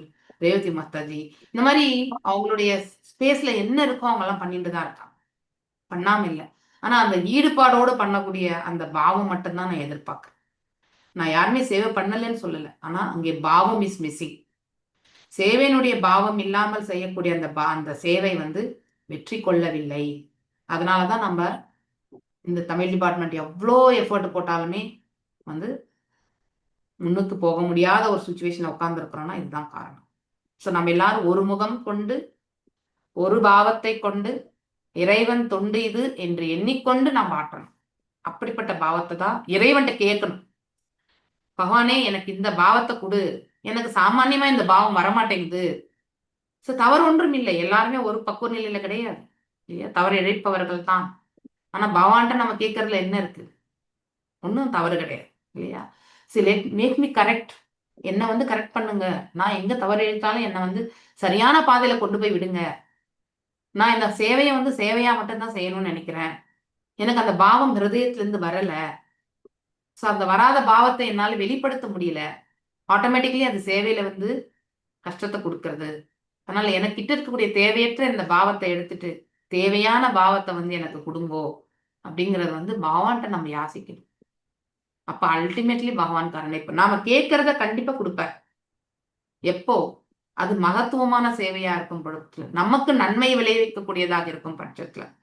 So இப்படி நாம சேவை செய்ய நமக்கு என்ன நன்மை, என்ன நன்மை, நாம தூய்மை அடைகின்றோம். இங்க தூய்மை அடைந்தால்தான் சேவைகளுமே வந்து சூப்பரா போகும் இல்லையா. ஏன் மகாபாகவதர்களுடைய தரிசனமே நமக்கு வந்து பெரிய மகத்துவமா தோன்றது, ஏன்னா அவங்க இப்படிப்பட்ட சேவைகளை வந்து செய்ததாகதான், சேவைகளை வந்து மகத்துவ சேவையா கொண்டு செய்ததாகதான். ஸோ நம்ம குரு மகாராஜ் வந்து சும்மா எங்கேயாவது இருந்துடலாம் அவர் இல்லையா, அவருக்கு இருக்கக்கூடிய உடல் உபாதைகளை, ஆனா அவர் செய்து கொண்டிருக்கிறார். எப்படி அவருக்கு அந்த ஸ்பிரிச்சுவல் இயற்கை வந்தது இல்லையா, அந்த ஆன்மீக இயற்கை எப்படி அவர் வளர்த்து கொண்டார். எதையும் எதிர்பார்க்காமல் வந்து எந்த தொண்டா இருந்தாலும் அவருடைய குரு என்ன சொன்னாரோ அதை வந்து ஏற்றுக்கொண்டு நடந்தார், தட்டாமல் செய்தார். அந்த பாவம் வந்து இருக்கணும், அந்த சமர்ப்பணம் இருக்கணும், சப்மிசிவா இருக்கணும். இதெல்லாம் தான் முக்கியம். இந்த அடக்கம், அதாவது நம்ம வந்து நான் சேவை பண்ணிட்டேன் அப்படிங்கிற அந்த ஒரு பாவத்தை காட்டாம, இது இறைவன் நமக்கு கொடுத்திருக்கக்கூடிய அருள் அப்படின்னு எடுத்துக்கொண்டு நம்ம செய்யணும். ஸோ இறைவனுடைய அருள் நமக்கு கிடைச்சாலே போதும். அது தவிர மகத்துவமானது இந்த பிரபஞ்சத்துல எதுவுமே கிடையாது. ஓகே, ஸோ ஐ எக்ஸ்பெக்ட் யாரெல்லாம் இங்க இருக்கீங்களோ உங்களால என்ன பண்ண முடியுமோ தயவு செஞ்சு நீங்க வந்து எனக்கு ஐ கேன் டெல் யாரெல்லாம் டெடிக்கேட்டடா இத்தனை வருஷமா பண்றவங்க யாருன்றது எனக்கு நல்லாவே தெரியும் எனக்கு. ஓகே, அதுலயுமே சில பேர் வந்து டெடிக்கேஷன் இல்லாமலும் பண்றவங்களும் உண்டு, அதுவும் எனக்கு தெரியும். ஏன்னா ஒரு வாட்டி எனக்கு அவுட்கம் வரும்போதெல்லாம் நான் பார்த்துருக்கேன் இல்லையா. அந்த அந்த அந்த சேவையை கொடுத்து அதனுடைய விளைவுகளை எல்லாம் நோக்கும் பொழுது அதை கொண்டு நான் என்னால வந்து உணர முடியாது. யாருமே ஜட்ஜ் பண்ணக்கூடாது. ஏன்னா ஒரு செயல், இப்ப நான் ஏதோ ஒரு தவறு செய்யறேன்னா அந்த தவறை நான் எடுத்துக்கணும். That's how I should be இல்லையா. அதை மீண்டும் செய்யாமல் இருக்கிறதுக்கான மார்க்கத்தை தேடி நான் போகணும் இல்லையா, அது ரொம்ப முக்கியம். அப்பதான் என்னுடைய பாவத்திலுமே வந்து முன்னேற்றம் இருக்கும், பக்தி பாவத்துல. இல்லைன்னா கண்டிப்பா இருப்பேன். ஓகே, ஹரே கிருஷ்ணா. ஓம் நமோ பகவதே வாசுதேவாய. Hare Krishna Mataji. Hare Krishna. Pranam Mataji. Please to God Mataji. Everything will be all right Mataji. Hare Krishna. எல்லாமே நான் எனக்கு நம்ம இவ்வளவு எஃபர்ட் போடுறோம். ஒரு பக்கம் ஒரு டிவோட்டி நிறைய எஃபர்ட் போடுறாங்க, ஒரு பக்கம் வந்து ஈடுபாடு இல்லாத ஒரு டிவோட்டினுடைய செயல் என்ன ஆகுதுனாக்கா இந்த மகத்துவமா செய்யக்கூடிய சேவையினுடைய இம்பாக்ட் பாத்தீங்கன்னாக்கா அடிச்சிட்டு இருக்கு இல்லையா. அதனால நமக்கு பக்தி சேவை பண்ணணும் அப்படிங்கிற ஃபுல் இன்க்ளினேஷன் இருக்கிறவங்க மட்டுமே சேவை பண்ணாலே போறோம். ஏன்னா அது மட்டும்தான் நான் எதிர்பார்க்கிறேன். எனக்கு வந்து அந்த பாவமே இல்லை, நான் மாத்திக்க மாட்டேன், நான் இப்படிப்பட்ட சேவை மட்டும்தான் பண்ணணும்னா லெட் தெம் டேக் த கால். சேவை பண்ணணுமா வேணாமான்றது அவங்கவுங்களுடைய விருப்பப்படி போகட்டும். நான் யாரையுமே ஃபோர்ஸ் பண்ண மாட்டேன். ஓகே, ஸோ விருப்பம் இருக்கிறவங்க சேவை பண்ணட்டும். ஆனா பண்றது சேவையா நினைச்சிட்டு பண்ணட்டும். அதுல எனக்கு பெயர் புகழ் இதெல்லாம் வரணும்னு நினைச்சு பண்ணாங்கன்னா that's where the quality of seva is gone. Quantity முக்கியமே கிடையாது இல்லையா, குவாலிட்டி தான் முக்கியம். ஸோ குவாலிட்டி இல்லாத ஒரு சேவை வந்து is as good as no seva, அவ்வளவுதான். நம்ம பண்ணியும் பிரயோஜனமே கிடையாது. ஓகே, அதை நம்ம புரிஞ்சுட்டு we need to correct ourselves. உண்மையிலே சேவை நமக்கு மட்டும்தான் நல் மார்க்கத்தை கொடுக்கும். அதை நம்ம தெரிஞ்சின்ற பிறகு கூட நாம அந்த பாவத்தை மாத்திக்கலன்னா ஐ திங்க் பகவான் தான் பார்த்தோம். ஓகே, ஹரே கிருஷ்ணா. ஓம் நமோ பகவதே வாசுதேவாய. ஓம் நமோ பகவதே வாசுதேவாய. ஓம் நமோ பகவதே வாசுதேவாய. நாராயணம் நமஸ்கிருத்யம் நரம் சைவ நரோத்தமம் தேவீம் சரஸ்வதிம் வியாசம் ததோ ஜயம் உதீரயேத். நஷ்டப்ராயேஷு ஆபத்ரேஷு நித்யம் பாகவத சேவையாம் பகவத்ய உத்தம ஸ்லோகே பக்திர் பவதி நைஸ்திகி. So reading from Bhagavatam 5th canto. அடுத்து வந்து 10வது அத்தியாயத்து 21வது ஸ்லோகம். மங்களாரதி கௌரங்கா குரூப்ல 49 பேர் இருக்காங்க. ஆனா 22 to 25 பேருக்கு மேல தாண்டதே கிடையாது. 49 பேர் கௌரங்கா குரூப்ல இருக்கக்கூடிய அட்மின்ஸ், டீச்சர்ஸ் இல்லையா, பிற சேவைகள் இருக்கிறவங்க எல்லாருமே இருக்காங்க. ஒருவேளை நெட்வொர்க் சேலஞ்ச் இருக்கிறவங்கள நான் கண்டிப்பா எக்ஸெப்ஷன் பண்ணிக்கிறேன். ஆனா காலையில மங்களாரத்தி நாம் அடுத்தவங்களுக்கு அட்டென்ட் பண்ணுங்கன்னு சொல்றதுக்கு முன்னாடி முதல்ல நாம அட்டென்ட் பண்றோமா அப்படிங்கறத வந்து we should always preach what we follow first. இல்லையா, அடுத்தவங்களுக்கு மட்டுமே நம்ம உபதேசம் பண்ணக்கூடாது. நாம ஃபர்ஸ்ட் ஃபாலோ பண்ணணும், அதுக்கப்புறம் தான் அடுத்தவங்களுக்கு உபதேசம் பண்ணணும். இல்லையா, that's how our Acharya spoken. So அதனால மங்களாரதியை வந்து பார்க்கறது வந்து நமக்கு தான் நன்மை. திருப்பள்ளி எழுச்சி பகவானுடைய அவரை எழுப்பும் பொழுது நாம வந்து அவரை இந்த பிரம்ம முகூர்த்தத்துல பகவானை துயில் எழுப்பக்கூடிய அந்த காட்சியை வந்து பார்க்கறதுக்கு வந்து நாம கண்டிப்பா கொடுத்து வச்சிருக்கணும்.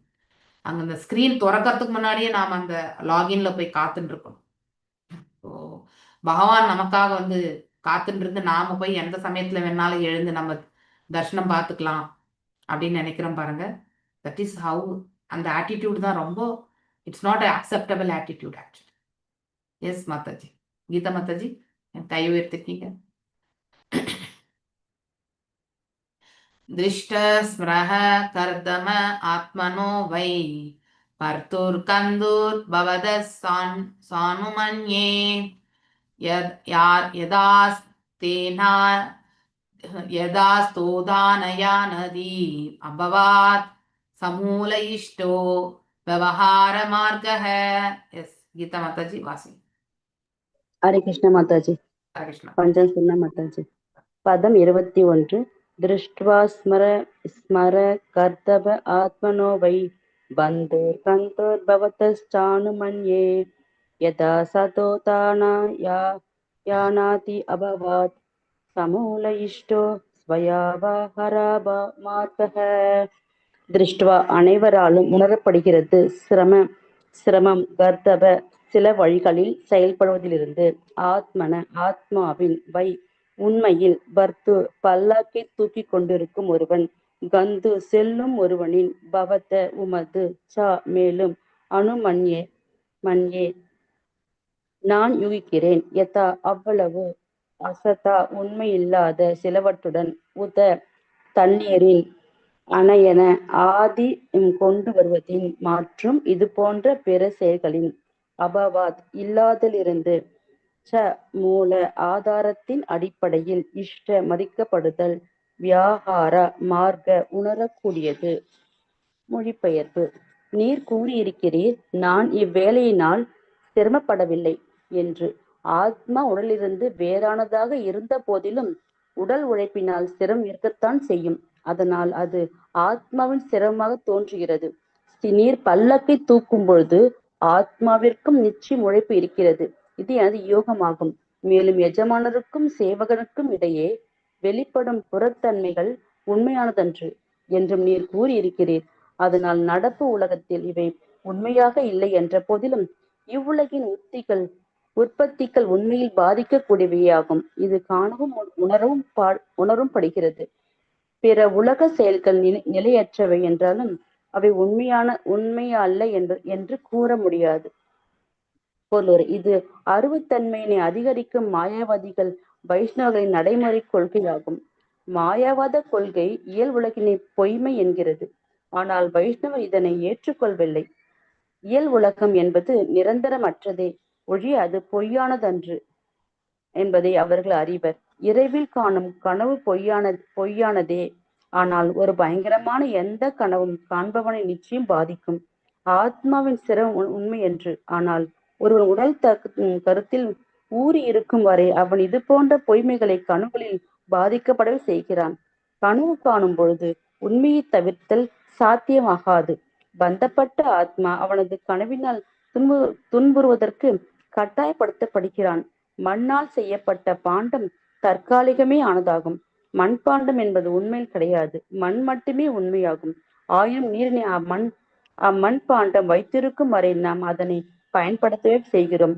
அதனால் ஒட்டுமொத்தம் அதனை பொய்மை என்று கூற முடியாது. ஹரே கிருஷ்ண. தேங்க்யூ மாதாஜி.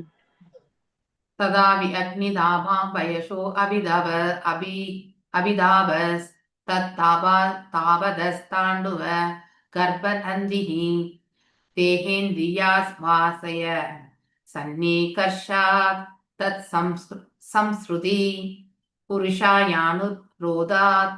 எஸ், வாசிங்க மாதாஜி. புஷ்ப Mataji. Hare Krishna Mataji. Hare Krishna. Hare Krishna.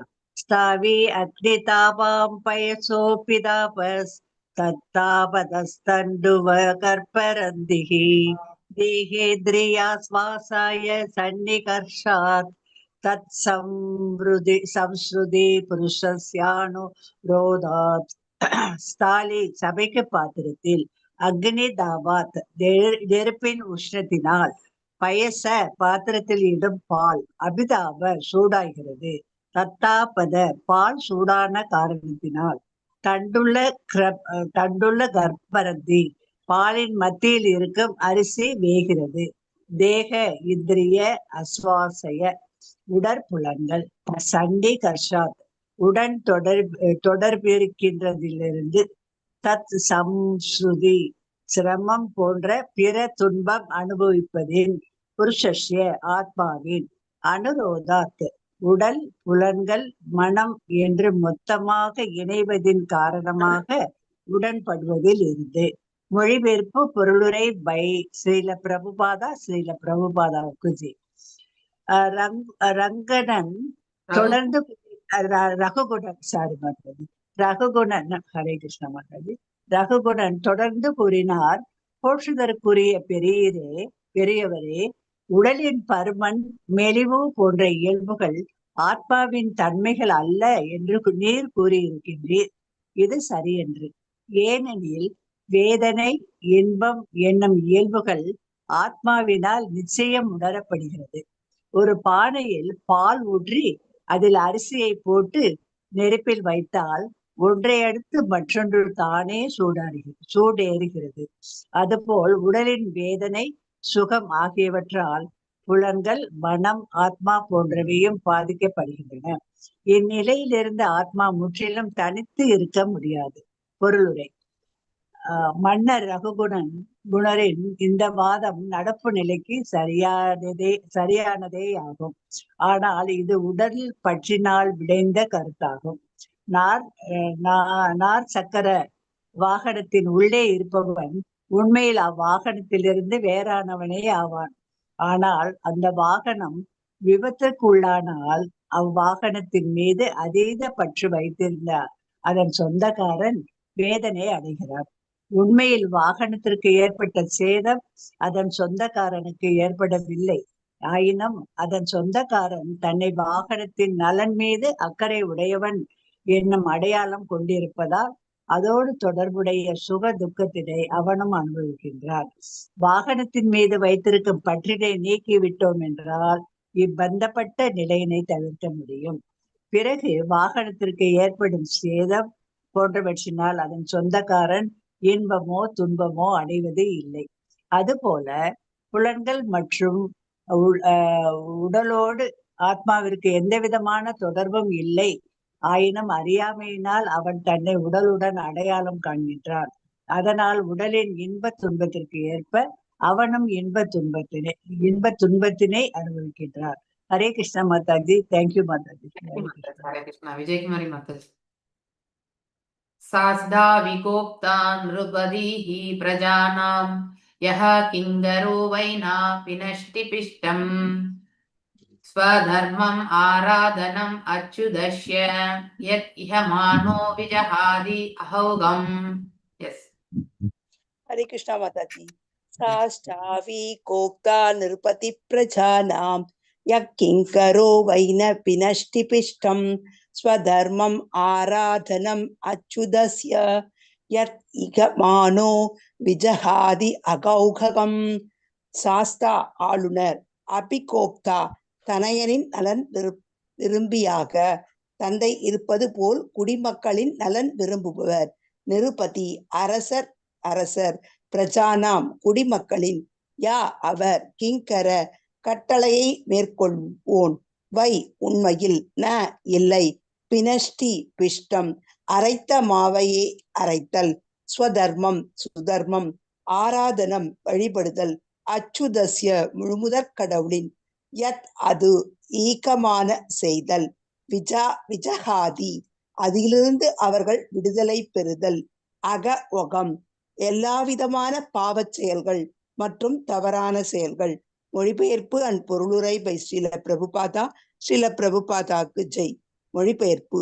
போற்றுதற்குரிய பெரியவரே, நீர் அரசனுக்கும் குடிமகனுக்கும் உள்ள உறவு அல்லது எஜமானனுக்கும் சேவகனுக்கும் இடையிலுள்ள உறவு நிரந்தரமானதென்று என்கிறீர். நிரந்தரமானதன்று என்கிறீர். ஆனால் அவ்வுறவு தற்காலிகமானதே. எனினும் ஒருவன் அரசனாக பொறுப்பேற்றுக் கொண்டவுடன் அவனது கடமை மக்களை ஆட்சி செய்து சட்டத்திற்கு புறம்பாக நடப்பவர்களை தண்டிப்பதாக இருக்கிறது. இவர்களை தண்டிப்பதன் மூலம் அவன் குடிமக்களை சட்டத்திற்கு கீழ்ப்படிய வைக்கிறான். மேலும் செவிட்டு ஊமையாக இருக்கும் ஒருவனை தண்டிப்பது தின்றதையே மீண்டும் தின்னுவது போலும், அரைத்த மாவையே அரைத்தது போலும் என்றும், அதனால் பயன் ஒன்றுமில்லை என்றும், முழுமுதற் கடவுளின் கட்டளைக்கிணங்க ஒருவன் அவனது சுதர்மத்தில் ஈடுபடும் பொழுது அவனது பாவச் செயல்கள் நிச்சயம் குறையும். ஆகையினால் ஒருவன் அவனது சுதர்மத்தில் கட்டாயமாக ஈடுபடுத்தப்பட்ட போதிலும் அவன் நன்மையே அடைகிறான். ஏனென்றால் அவன் தனது பாவச் செயல்கள் அனைத்தையும் இவ்வழியே வென்று விடுகிறான். பொருளுரை. ரகுகுண மன்னரின் இந்த வாதமானது மிகவும் வலுவானதாகும். ஸ்ரீல ரூபகோஸ்வாமி தனது பக்தி ரசாமிரத சிந்துவில் 1.2.4 கூறுகிறார், தஸ்மாம் கேனாபி உபாயேன மனகிருஷ்ண நிவேசயேத் என்று. எவ்வாறேனும் ஒருவன் கிருஷ்ண உணர்வில் ஈடுபட வேண்டும். உண்மையில் ஒவ்வொருவனும் கிருஷ்ணரின் நித்திய தொண்டனே ஆவான். ஆனால் மறதியின் விளைவாக ஒருவன் மாயையின் நித்திய தொண்டனாக இருக்கிறான். மாயைக்கு பணியாளனாக ஒருவன் இருக்கும் வரையில் அவன் மகிழ்ச்சியாக இருக்க முடியாது. எமது கிருஷ்ண பக்தி இயக்கம் மக்களை பகவான் கிருஷ்ணரின் தொண்டில் ஈடுபடுத்தும் முயற்சியினை குறிக்கோளாக கொண்டிருக்கிறது. அதுவே அவர்களை அனைத்து பௌதீக மாசுக்கள் மற்றும் பாவச் செயல்களிலிருந்து விடுதலை பெறுவதற்கு உதவுகின்றது. தவத்தினால் ஒருவன் தூய்மை பெறுவதோடு வீடு பேறு பெற்று முழுமுதற் கடவுளை அடைவதற்கு தகுதியுடையவனாகிறான். அரசனின் கடமை குடிமக்களை இவ்வழியில் கிருஷ்ண உணர்வு பெறச் செய்வதே ஆகும். இது அனைவருக்கும் நன்மை அளிக்கும். துரதிருஷ்டவசமாக அரசன் அல்லது ஜனாதிபதி மக்களை பகவானின் தொண்டிற்கு பதிலாக புலன் உகர்ச்சியில் ஈடுபட செய்கிறார். இச்செயலினால் எவருக்கும் எந்த நன்மையும் விளைந்துவிடப் போவதில்லை. மன்னர் ரகுகணன் மானுட பரதரை பல்லக்கு தூக்கச் செய்வதில் பெரும் முயற்சி உடையவனாக இருந்தான். இது கூட அரசனுக்கான புலன் நுகர்ச்சியின் ஒரு வடிவமே ஆகும். மாறாக ஒருவன் பகவானின் தொண்டிற்காக பல்லக்கு தூக்கினான் என்றால் அது நிச்சயம் பயனுடையதாகும். கடவுள் நம்பிக்கையற்ற இச்சமுதாயத்தில் ஒரு குடியரசுத் தலைவர் மக்களை பக்தி தொண்டில் அல்லது கிருஷ்ண உணர்வில் விழிப்படைய செய்தார் என்றால் அவர் குடிமக்களுக்கு உண்மையில் சிறந்த சேவை செய்தவர் ஆகிறார். Hare Krishna Mataji. Thank you Mataji. Thank you Mataji. Okay, இது ரெண்டு நாளைக்கு படிச்சுக்கலாம். நாளைக்குனா தட் இஸ் மண்டே. ஓம் அஜ்ஞானதிமிராந்தஸ்ய ஞானாஞ்சனேயஷலாகய சக்ஷுருன்மிலிதம் யேன தஸ்மை ஸ்ரீ குரவே நமः. ஸ்ரீ சைதன்ய மனோபீஷ்டம் ஸ்தாபிதம் யேன பூதலே स्वयं रूपा गता मह्यं ददाति स्वपदान्तिकं। हे कृष्णा करुणा सिन्धु दीनबन्धु जगत्पते गोपेशा गोपिका कान्ता राधकान्ता नमस्तुते। तप्त काञ्चन गौराङ्गी राधे वृन्दावनेश्वरी वृषभानुसुते देवी प्रणमामि हरिप्रिये। वाञ्छकल्पतारुभ्यश्च कृपा सिन्धुभ्येव च पतितानां पावनेभ्यो वैष्णवेभ्यो नमो नमः। जय श्री कृष्ण चैतन्य प्रभु नित्यानंद श्री अद्वैत श्री श्रीवासादि गौर भक्त वृंदा। हरे कृष्णा कृष्णा कृष्णा हरे हरे, हरे राम राम राम हरे हरे। मूगं करोति वाचालं पंगुं लंघयते गिरिं यत्कृपातमहं वन्दे परमानंद माधवं श्री कृष्ण चैतन्य ஈஸ்வரம். ஓகே, நாம் இப்போ 3 ஸ்லோகங்கள் இருக்கு, 3 ஸ்லோகத்திலே படிக்கலாம். இப்போ ரகுகணன் அவருடைய உணர்தலை பற்றி எக்ஸ்பிரஸ் பண்றாரு இந்த இடத்துல. அதாவது உடல் தளத்தையும் ஆன்ம தளத்தையுமே அவரால் வேறுபடுத்தி பார்க்க முடியல, இரண்டுமே இணைந்ததுதான். அதனால ஆத்மா எதையுமே அனுபவிக்கிறது கிடையாது இல்லையா. ஆத்மா அதாவது இந்த ஸ்தூலம் மற்றும் சூக்மத்தால மறைக்கப்பட்ட இல்லையா. அதனால அது எப்பவுமே கட்டுண்ட நிலையிலே இருக்க வேண்டிய ஒரு கட்டாயத்திற்கு தள்ளப்பட்டு விடுகிறது எப்பொழுது இந்த உலகத்துக்கு வரும்பொழுது.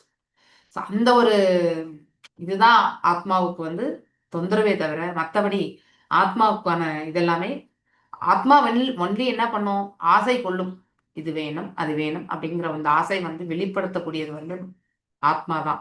சில சமயத்துல மனது எண்ணக்கூடிய அந்த ஒரு ரூபத்திலுமே ஆத்மா செயல்படுது அப்படின்னு நம்ம சொல்லலாம் இல்லையா. படிச்சுட்டு இருக்கோம். சில சமயங்கள்ல உடல் என்ற நிலையிலிருந்து செயல்படுகிறது. சிலது அப்படின்னா உடல் மூலியமா அந்த விருப்பத்தை வெளிப்படுத்துறது, இல்ல மனதின் மூலியமா விருப்பத்தை வெளிப்படுத்துறது. இதுதான் ஆத்மா டைரக்டா நம்ம எந்த செயலுமே செய்யறது கிடையாது இல்லையா. ஆனா இந்த மாதிரி புலன்கள், மனசு, புத்தி இதை கொண்டு நாம் என்ன பண்றோம், ஒரு செயல் மீதோ ஒரு பொருளின் மீதோ நாம பற்றுக்கொள்கின்றோம் இல்லையா. ஆனா இந்த இடத்துல நம்ம ரகுகணன் என்ன பண்றாருனாக்கா, அவர் இஸ் கெட்டிங் கன்ஃபியூஸ்ட் இல்லையா. அதாவது நம்ம மனசு நினைச்சா கூட, அதாவது ஆத்மா நினைச்சா கூட அதை வெளிப்படுத்துறது எது, புலன்கள். அப்போ அது உடல் தளத்துல இது ரெண்டு வேறுபட்டது அப்படிங்கிறது எவ்வாறு என்பது பின்னாடி வரக்கூடிய அத்தியாயத்துல ரொம்ப அழகா விளக்குவார் நம்ம யாரு ஜடபாரதர். அதை பற்றி நம்ம படிப்போம். இப்போ இவருடைய உணர்தலை மட்டும் நாம் இந்த இடத்துல படிப்போம். ஓகே. திருஷ்டாஹ ஸ்ரமஹ கர்த்தம ஆத்மனோவை வர்த்தூர் கந்தூர் பவதஸ்தானுமன்யே யாதஸ்தோ தானயாதி அபாவாத் சமூல இஷ்டோ விவகார மார்கஹ.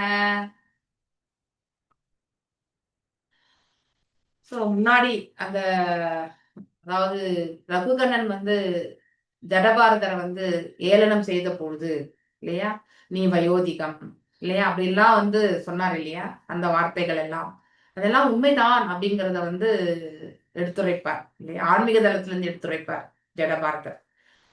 அந்த அவருக்கு அந்த சொன்ன வார்த்தைகளை சிலதை பத்தி தான் இந்த இடத்துல ரகுகணன் பேசிட்டு இருக்கார். நீர் கூறி இருக்கின்றீர், நான் இவ்வேளையினால் சிரமப்படவில்லை என்று. அப்படின்னா இந்த பல்லக்கு தூக்குற வேலையினால அவர் எதுவும் சிரமப்படலை அப்படிங்கிறத வெளிப்படுத்துறத மீண்டும் நினைவு கூறுகிறார். ஆத்மா உடலிலிருந்து வேறானது இருந்த போதிலும் இல்லையா, ஆத்மா வேறு உடல் வேறு அப்படிங்கிறது இருந்த போதிலும் உடல் உழைப்பினால் சிரமம் இருக்கத்தான் செய்யும் இல்லையா. அதாவது நம்ம பிசிக்கலா செயல்படும் போது கண்டிப்பா எக்ஸாஸ்ட் ஆயிடுவோம் இல்லையா. அப்ப சிரமம் இருக்கும். ஆனால் அது ஆத்மாவுடைய சிரமமாக தோன்றுகின்றது. இங்க என்னன்னாக்கா ஃபீலிங்ஸ் ஆத்மா ஃபீல் பண்ற மாதிரி அவர் உணர்கின்றார். யாரு? மன்னர் ரகுகணன். நீர் பல்லக்கு தூக்கும் பொழுது ஆத்மாவிற்கு நிச்சயம் உழைப்பு இருக்கிறது இல்லையா. பல்லக்கை தூக்கும் போது ஆத்மாவிற்கு உழைப்பு இருக்கிறது. உண்மையிலேயே ஆத்மா எதுவும் பண்றதில்லை, இந்த உடல் தான் செயல்படுகிறது. இது எனது யூகமாகும். இது அவருடைய உணர்தலா எடுத்துரைக்கிறார். யாரு? மன்னர் ரகுகணன். மேலும் எஜமானனுக்கும் சேவகனுக்கும் இடையிலே வெளிப்படும் புறத்தன்மைகள் உண்மையானது அன்று என்று நீர் கூறியிருக்கின்றேன். அப்படின்னா ஒரு தொண்டு புரிபவரும் தொண்டை வழங்குபவருக்கு இடையில, இப்ப கொஞ்ச நேரத்துக்கு முன்னாடி நான் பேசினேன் இல்லையா. அதாவது அந்த 2 பேருக்கு இடையில இருக்கக்கூடிய அதாவது இடையே வெளிப்படும் புறத்தன்மைகள், அதாவது எக்ஸ்டர்னல் ஃபேக்டர்ஸ் இல்லையா, வெளிப்புறமாக. இப்ப எனக்கு பிடிக்காதத ஒருத்தர் பண்ணா நான் உடனே எக்ஸ்பிரஸ் பண்ணிடுறது, இல்ல என்கிட்ட இருந்து அவங்களுக்கு ஏதோ வரணும் காலதாமதம் ஆகிவிட்டா என்னையே வந்து நிந்திக்கிறது. ஸோ இப்படி அல்டிமேட் கோல் வந்து நம்ம இறைவனை மட்டும்தான் சார்ந்து செயல்படணும் இல்லையா? இறைவனுக்காக என்று நாம் எண்ணணும். அப்போ ஆட்டோமேட்டிக்கலி வந்து என்ன ஆகும், பாவத்தினுடைய இது வந்து வேறு ஒரு பாதையை நோக்கி செல்லும். ஆனால் அதை விடுத்துட்டு only focusing on one person, அந்த நபருமே நம்மள வந்து டார்கெட் பண்ணிக்கிட்டு இருந்தாங்கன்னாக்கா அந்த சேவை வந்து கோ வேஸ்ட். கண்டிப்பா அந்த சேவை வந்து முன்னுக்கு வரவே வரும். எங்க ஆர்குமெண்ட்ஸ் இருக்கோ சேவையில அந்த சேவை மகத்துவம் பெறாது. எங்கே இல்லைன்னா என்னையா நிற்கு செயல்படுறாங்க அந்த சேவை வந்து என்னைக்குமே வெற்றி கொள்ளும். அப்படிப்பட்ட பாவம் இருக்கணும். ஆனால் நடப்பு உலகில் இவை உண்மை அல்ல என்ற போதிலும் உலகின் இயலுலகின் உற்பத்திகள் உண்மையில் பாதிக்கப்படக்கூடியவே ஆகும்.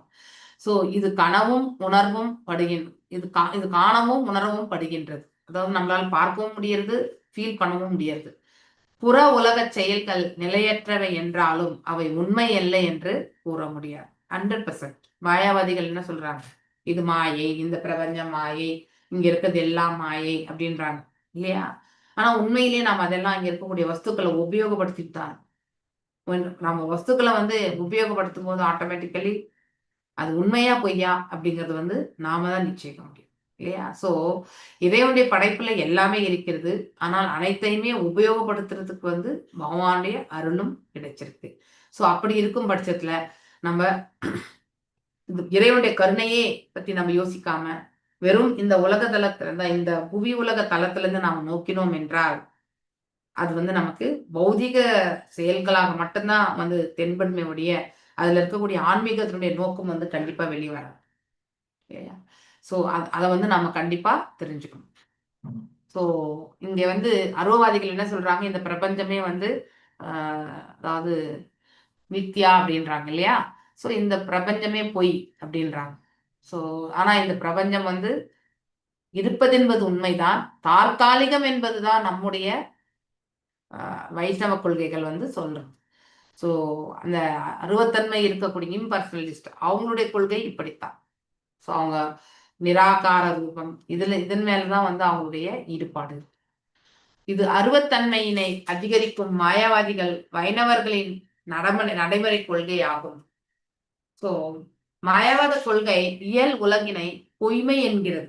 இது பொய் கிடையாது, நம்ம எல்லாரும் வாழ்ந்துட்டு தான் இருக்கோம் இல்லையா? நம்ம பிஞ்ச் பண்ணி பார்த்தாலும் நாம் இந்த இடத்துல இருந்துட்டு தான் இருக்கோம் இல்லையா?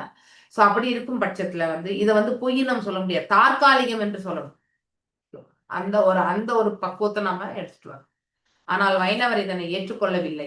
இயல் உலகம் என்பது நிரந்தரமற்றதே ஒழிய அது பொய்மை அன்று, பொய் ஆகாது. நம்ம இருக்கிறதெல்லாம் இங்க சுவாசிச்சுட்டு இருக்கிறது உண்மை தானே, நம்முடைய வஸ்துக்கள் இருக்கிறது பர்ச்சேஸ் பண்றோம் இல்லையா, அதெல்லாமே உண்மை தானே. சோ அப்படி இருக்கும் பட்சத்துல இதெல்லாம் எப்படி பொய் ஆயிடும் இல்லையா? இயல் உலகம் என்பது நிரந்தரமற்றதை ஒழிய பொய்மையான் என்பதை அவர்கள் அறிவர். இரவில் அதாவது இரவில் காணும் கனவு பொய்மையானதுதான். அது உண்மையில வாழ்க்கையில நம்ம நினைக்காத ஒன்று கூட கனவு காண முடியும். நன்மையான கனவுகளுமே உண்டு, ஹரர் மூவிகளுமே உண்டு இல்லையா? அப்படிப்பட்ட அந்த இதே உடல் தான், இதே ஜீவன் தான் இதுக்குள்ள இருக்கு, எல்லாமே எந்த மாற்றமும் கிடையாது. ஆனா இந்த இடத்துல வந்து வெளிப்படக்கூடியது என்னது, ஆக்சுவலி நம்ம வந்து உணர்றோம் அந்த அந்த கனவு இல்லையா? கனவு பார்த்தீங்கன்னா சில சமயத்துல எழுந்து டக்கு நம்ம உட்கார வச்சோம். தட் இஸ் திஸ் இன்டரப்ஷன் இல்லையா? நம்மளால அந்த பயத்துல அந்த கனவுனுடைய விளைவுகளை வந்து ஏற்றுக்கொள்ள முடியாம நிலையில இருப்போம். ஸோ அப்போ என்னன்னா நம்ம விழிக்க வேண்டிய ஒரு கட்டாயத்திற்கு வந்து தள்ளப்படும். ஸோ இங்கே வாழக்கூடிய வாழ்க்கையும் கனவு போன்றதுதான். கனவு என்பது உண்டு, அது போல நம்ம வாழக்கூடிய வாழ்க்கையும் இங்கே உண்டு. ஆனால் அதை நாம வந்து எவ்வாறு எடுத்து செல்லணும்ன்றது மட்டும்தான் நாம நிர்ணயிக்கிறது. ஓகே, ஆத்மாவின் சிரமம் உண்மை என்று. ஆத்மாவுக்கு வந்து சிரமம் என்பது இந்த இடத்துல வந்து அதுதான் ஆல்ரெடி கட்டுண்ட நிலையில வந்து மாட்டின்னு இருக்கு இல்லையா? ஸோ அதனால இந்த புலன்கள் மனசு இதனால வந்து ஏற்படக்கூடிய விளைவுகள் என்பது உண்டு. ஆனா ஆத்மாவோட வந்து கிடையாது இல்லையா? சோ அந்த ஆத்மா வந்து உண்மையிலே கஷ்டப்படுறது, ஆத்மாவின் சிரமம் உண்மை என்று. ஆனால் ஒருவன் உடல் கருத்தில் ஊறி இருக்கும் வரை அவன் இது போன்ற பொய்மை கனவுகளால் பாதிக்கப்படவே செய்கின்றான் இல்லையா? அந்த கனவு மயற்ற. அதனால அவனுக்கு பாதிப்பு என்பது உண்டு. நன்மையா இருந்தா எழுந்து நம்ம ஆனந்தம் கொள்வோம், தீமையா இருந்தா எழுந்து நம்ம அதிர்ச்சி கொள்வோம். இதெல்லாம் உண்மைதான். இந்த இடத்துல இது போன்ற பொய்மை கனவுகளால் பாதிக்கப்படவே செய்கின்றான். எஸ், நமக்கு வந்து அந்த இம்பாக்ட் உண்டு. ரொம்ப மோசமான ஒரு சூழ்நிலையை பார்த்த பிறகு அன்றைய பொழுது நமக்கு கழிக்கிறது மிக கடினமாக இருக்கும். இல்லையா? கனவு காணும் பொழுது உண்மையை தவிர்த்தல் சாத்தியமாக நம்ம மனசுல எத்தனை பதிஞ்சிருக்கோ அதனுடைய வெளிப்பாடு தான் வந்து நம்ம கனவுல வந்து காண்றது. இல்லையா? ஸோ நம்ம மனசுல எவ்வளவு இருக்கோ அவ்வளவுக்குமே வந்து நம்ம நம்மளுடைய எக்ஸ்பீரியன்ஸ் இல்லையா, அதெல்லாம் நம்ம வந்து கனவுல காணும் பொழுது என்ன ஆகும்னாக்கா சிலதெல்லாம் நன்மையா இருக்கலாம், சில சமயத்துல பகவானோட தரிசனம் பண்ணலாம். இல்லையா? நம்ம ஒரு தூய பக்தரா இருந்த இறைவனுடைய அருளையும் நம்ம பெறலாம். ஆனா அதே சமயத்துல முழு பௌதிகவாதியா இருந்தா அந்த பௌதிக தன்மைக்கான செயல்கள் எல்லாமே நாம கண்டிப்பா அனுபவிப்போம். ஓகே, அது பொய்மையே ஆகாது. கனவு காணும் பொழுது உண்மையை தவிர்த்தல் சாத்தியமே ஆகாது. இல்லையா? என்ன விளைவுகள் என்பது நாம அதை ஏற்றுக்கொள்ளக்கூடிய மனப்பக்குவம் இருக்காது. ஆனா அது உண்மைதான். சோ பந்தப்பட்ட ஆத்மா அவனது கனவினால் துன்புறுவதற்கு கட்டாயப்படுத்தப்படுகிறான். இல்லையா? நம்ம கனவுல யாராவது நம்மளை வந்து அடிக்கிறாங்க, யாராவது திட்டுறாங்கன்னா அங்க வந்து நம்ம மனசு ஃபீல் ஆகும். ஏன் இவங்க நம்மளை புரிஞ்சுக்கல, அதெல்லாமே வந்து அந்த ஃபீலிங் எல்லாமே உண்டு. ஆனா உண்மையிலே அது வந்து நடந்ததா இல்லையா? தூக்கத்துல இருந்து விழித்து எழும்போது அந்த கனவுக்கு நமக்கும் சம்மதமே இல்லாம இருக்கணும். ஸோ ஆனா அதுக்காக நம்ம இங்க வாழக்கூடிய வாழ்க்கை பொய்யாகி விடுமா? கண்டிப்பாக கிடையாது. இங்கே வாழ்ந்து கொண்டுதான் இருக்கிறோம். ஆனால் நம்ம அதாவது பக்குவமாக நம்ம செயல்படணும்னா நம்ம மதிய வந்து நம்ம வந்து அதாவது இந்த இந்த பக்குவத்துல வந்து யோசிக்க ஆரம்பிக்கணும். இதுல எது ஆன்மா வந்து செயல்படுகிறதா, இல்ல உடல் செயல்படுகிறதா, மனசு செயல்படுகிறதா, இல்ல வந்து புலன்கள் செயல்படுகிறதா, இப்படி எல்லா விதத்திலுமே நம்ம ஆலோசிக்கிறோம். இப்ப நம்ம ஆலோசிக்கும் பொழுது ஒரு செயல்ல வந்து நம்ம வந்து இப்ப கனவே எடுத்துக்கோங்க. கனவு என்ன பண்றது வந்து நம்முடைய சப்கான்சியஸ் மைண்ட் இல்லையா, மனசுலதான் அது போய் பதியறது. ஆன்மாவுக்கு போறது கிடையாது. Aanma is not at all affected by that. ஆனா அது முதல்ல மனசு இல்லையா, அதுக்கு அடுத்து மற்ற புலன்கள். நம்ம கனவுலயும் யாரோ நம்மளை அடிச்சிட மாதிரி இருந்தா என்ன ஆகும்? ஸோ அப்ப நம்ம அதிர்ச்சி அடைந்து எழுவோம். இல்லையா? இது உண்மையிலேயே யாராவது நம்மளை அடிக்கிறாங்களா அப்படிங்கிறாங்க, அந்த உந்துதல் கண்டிப்பா வரும். ஆனா அங்க நிகழ்ந்த நிகழ்வுகள் அனைத்துமே வந்து தற்காலிகம். இல்லையா? சொன்ன எவ்வாறு கனவு இருக்கோ அது போல நம்முடைய வாழ்க்கையுமே இந்த இடத்துல வந்து கனவு இல்லைன்னு ஆகாது. அது போல நம்முடைய வாழ்க்கையும் இங்க இல்லை என்று ஆகாது. எது வரைக்கும் நாம் இறைவனை மறந்திருக்கிறோமோ அது வரைக்குமே நம்முடைய வாழ்க்கை வந்து இந்த இடத்துல வந்து வந்துட்டே இருக்கும். சோ இந்த தற்காலிகமான உலகிற்கு நாம மீண்டும் மீண்டும் வர வேண்டிய கட்டாயத்திற்கு வந்து தள்ளப்படுகின்றோம். ஆனா இது பொய் என்று அதை நம்ம நல்லா புரிஞ்சு. ஓகே, தற்காலிகம்க்கும் பொய்மைக்கும் வித்தியாசம் உண்டு. பொய் என்றால் அது உண்மையற்ற நிலையை பற்றி சொல்றது. அப்ப நம்ம வாழக்கூடியது எல்லாமே வந்து உண்மையற்றதா இல்லையா? நம்ம பிள்ளைகள் இருக்காங்க, நம்ம தாய் தந்தை இருக்காங்க இல்லையா, இது எல்லாமே பொய்மை கிடையாது, உண்டு. ஆனா அது தற்காலிகம் அப்படிங்கறத வந்து நல்லா புரிஞ்சு. மண்பாண்டம் அழகான ஊமை கொடுத்துருக்காங்க. மண்ணால் செய்யப்பட்ட பாண்டம் தற்காலிகமானதுதான். கை தவறி விழுந்தா உடஞ்சு போயிடும். இல்லையா? மண்பாண்டம் எப்பொழுதும் உண்மையில் கிடையாது. மண்பாண்டமே கிடையாது. நாம குயவன் வந்து அந்த கரெக்ட் ப்ரொபோர்ஷனேட்ல போட்டு இல்லையா, அந்த களிமண்ணை வந்து கரெக்டான ஒரு பதத்துக்கு எடுத்துட்டு வந்து தண்ணியை கரெக்டான விதத்துல சேர்த்து அதுக்கப்புறம் அந்த அச்சை கொண்டு அவர் என்ன ரூபத்தை வந்து படைக்கிறாரோ அது எல்லாமே வந்து படைக்கப்படும். இல்லையா? ஆனா அதே வந்து மண்ணே இல்லைன்னா நம்ம என்ன பண்ண முடியும்? ஒண்ணுமே பண்ண முடியாது. ஆனா மண் பாண்டம் என்பது நமக்கு இயற்கையில கிடையாது. அதுக்கு இத்தனையும் வேணும். Intelligence to make the bond இல்லையா, அந்த அந்த குடத்தை பண்றதுக்கான புத்தியும் இருக்கணும். ஸோ அது யாருடையது? ஆக்சுவலி இன்டெலிஜென்ஸ் ஃபார்ம்ல யாரை பார்க்குறோம்? நம்ம பகவானை பார்க்குறோம். இல்லையா? நம்ம ஒரு செயல்ல வந்து வெற்றி கொண்டு நம்ம செயல்படுறோம்னா அதுக்கு எல்லாமே மூல காரணம் பகவான் தான். இல்லையா? ஏன்னா புத்தியின் ரூபத்துல இருக்கிறவருமே அவர் தான். ஸோ அப்படி இருக்கும் பட்சத்துல இந்த குயவனுடைய நாலேஜ் இல்லையா, மண்ணு தண்ணி இதெல்லாம் வந்து ஒரு அழகான ஒரு ஒரு குடத்தை வந்து ஏற்படுத்தி கொடுக்கிறது. அந்த பாண்டத்தை மண் மண்டபம் மண் பாண்டம் என்பது உண்மையில் கிடையாது. மண் மட்டுமே இருக்கும் இந்த இடத்துல. அதை கொண்டுதான் நம்ம செயல்படுறோம். அது இல்லைன்னு நம்ம சொல்லவே முடியாது. அது போலதான் நாம் எல்லாரும் வாழ்ந்துட்டு இருக்கோன்றது உண்மைதான். இல்லையா? ஆனா இது தற்காலிகம். அது போல ஆயினும் நீரினை அம்மண் பாண்டம் வைத்திருக்கும் வரை நாம் அதனை பயன்படுத்தவே செய்யும். இல்லையா? இப்ப கோடைக்காலம் வந்து எல்லா வீட்லயுமே மண் பாண்டத்துல வந்து தண்ணியை வச்சுட்டு குடிக்கணும் இல்லையா, வைப்பாங்க. நிறைய பேர் வீட்டுல வைப்பாங்க. சோ மண்பாண்டம் என்பது உண்டு, ஆனா அது எதிலிருந்து வருது? மண்ணிலிருந்து வருகிறது. அதை செயல்படுத்தக்கூடிய அந்த இன்டெலிஜென்ஸ்ல இருந்து வருது இல்லையா? ஆனா மண் பாண்டம் என்பது இல்லையே தவிர மண் என்பது கண்டிப்பாக உண்டு. சோ அதை நாம தெரிஞ்சுக்கணும். அப்போ மண்ணை போன்றதுதான் நம்முடைய வாழ்க்கை நிலையுமே இந்த இடத்துல இல்லையா? இங்க நாம வாழக்கூடிய வாழ்க்கையுமே மண்ணுக்கு சமம்.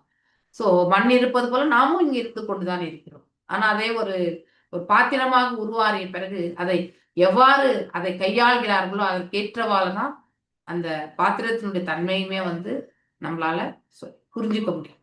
சோ இந்த ஒரு நிலையில நம்ம என்ன தெரிஞ்சுக்கணும்னா, அருவவாதிகளுடைய கருத்துக்கள் வந்து முரணானது. அதாவது இந்த ஜெகத் மித்யா இல்லையா அப்படின்னு சொல்லுவாங்க இல்லையா? சோ இங்க வந்து கற்பனையாக நம்ம எதுவுமே செய்ய முடியாது. ஓகே, சோ இது எல்லாமே நாம இந்த உவமையில வந்து தெரிஞ்சுக்கணும். ஆனால் ஒட்டுமொத்தமாக அதை பொய்மை என்று கூற முடியும், தற்காலிகம் என்று அழைக்க வேண்டும். ஓகே, ஏதாவது டவுட்ஸ் இருக்கா இந்த இடத்துல, இந்த பொருளுரையில? அடுத்த ஸ்லோகம் போறதுக்கு முன்னாடி ஹரே கிருஷ்ணா, எனி டவுட்ஸ்? இல்ல மாதாஜி. அருவவாதிகள் வைஷ்ணவர்களுக்கு இடையே இருக்கக்கூடிய வித்தியாசத்தை நம்ம படிச்சோம் இல்லையா? அவர்கள் ரூபத்தை ஏற்றுக்கொள்ள மாட்டார்கள், அவர்கள் வெறும் அருவத்தன்மையை மட்டும்தான் ஏற்றுக்குவாங்க. அதனால அவருடைய உணர்தலே வந்து அருவ ரூபத்தின் மீது இல்லையா? அவருடைய பிரார்த்தனைகள் எல்லாம் அவ்வாறே செல்கின்றது. சோ மேலும் அவர்கள் வெறுமனே இறைவனுடைய ஆற்றல் ஒன்று, மிச்சம் எல்லாமே இந்த இடத்துல டெம்பரவரி அப்படின்னு சொல்லிட்டு அவங்க கருத்து.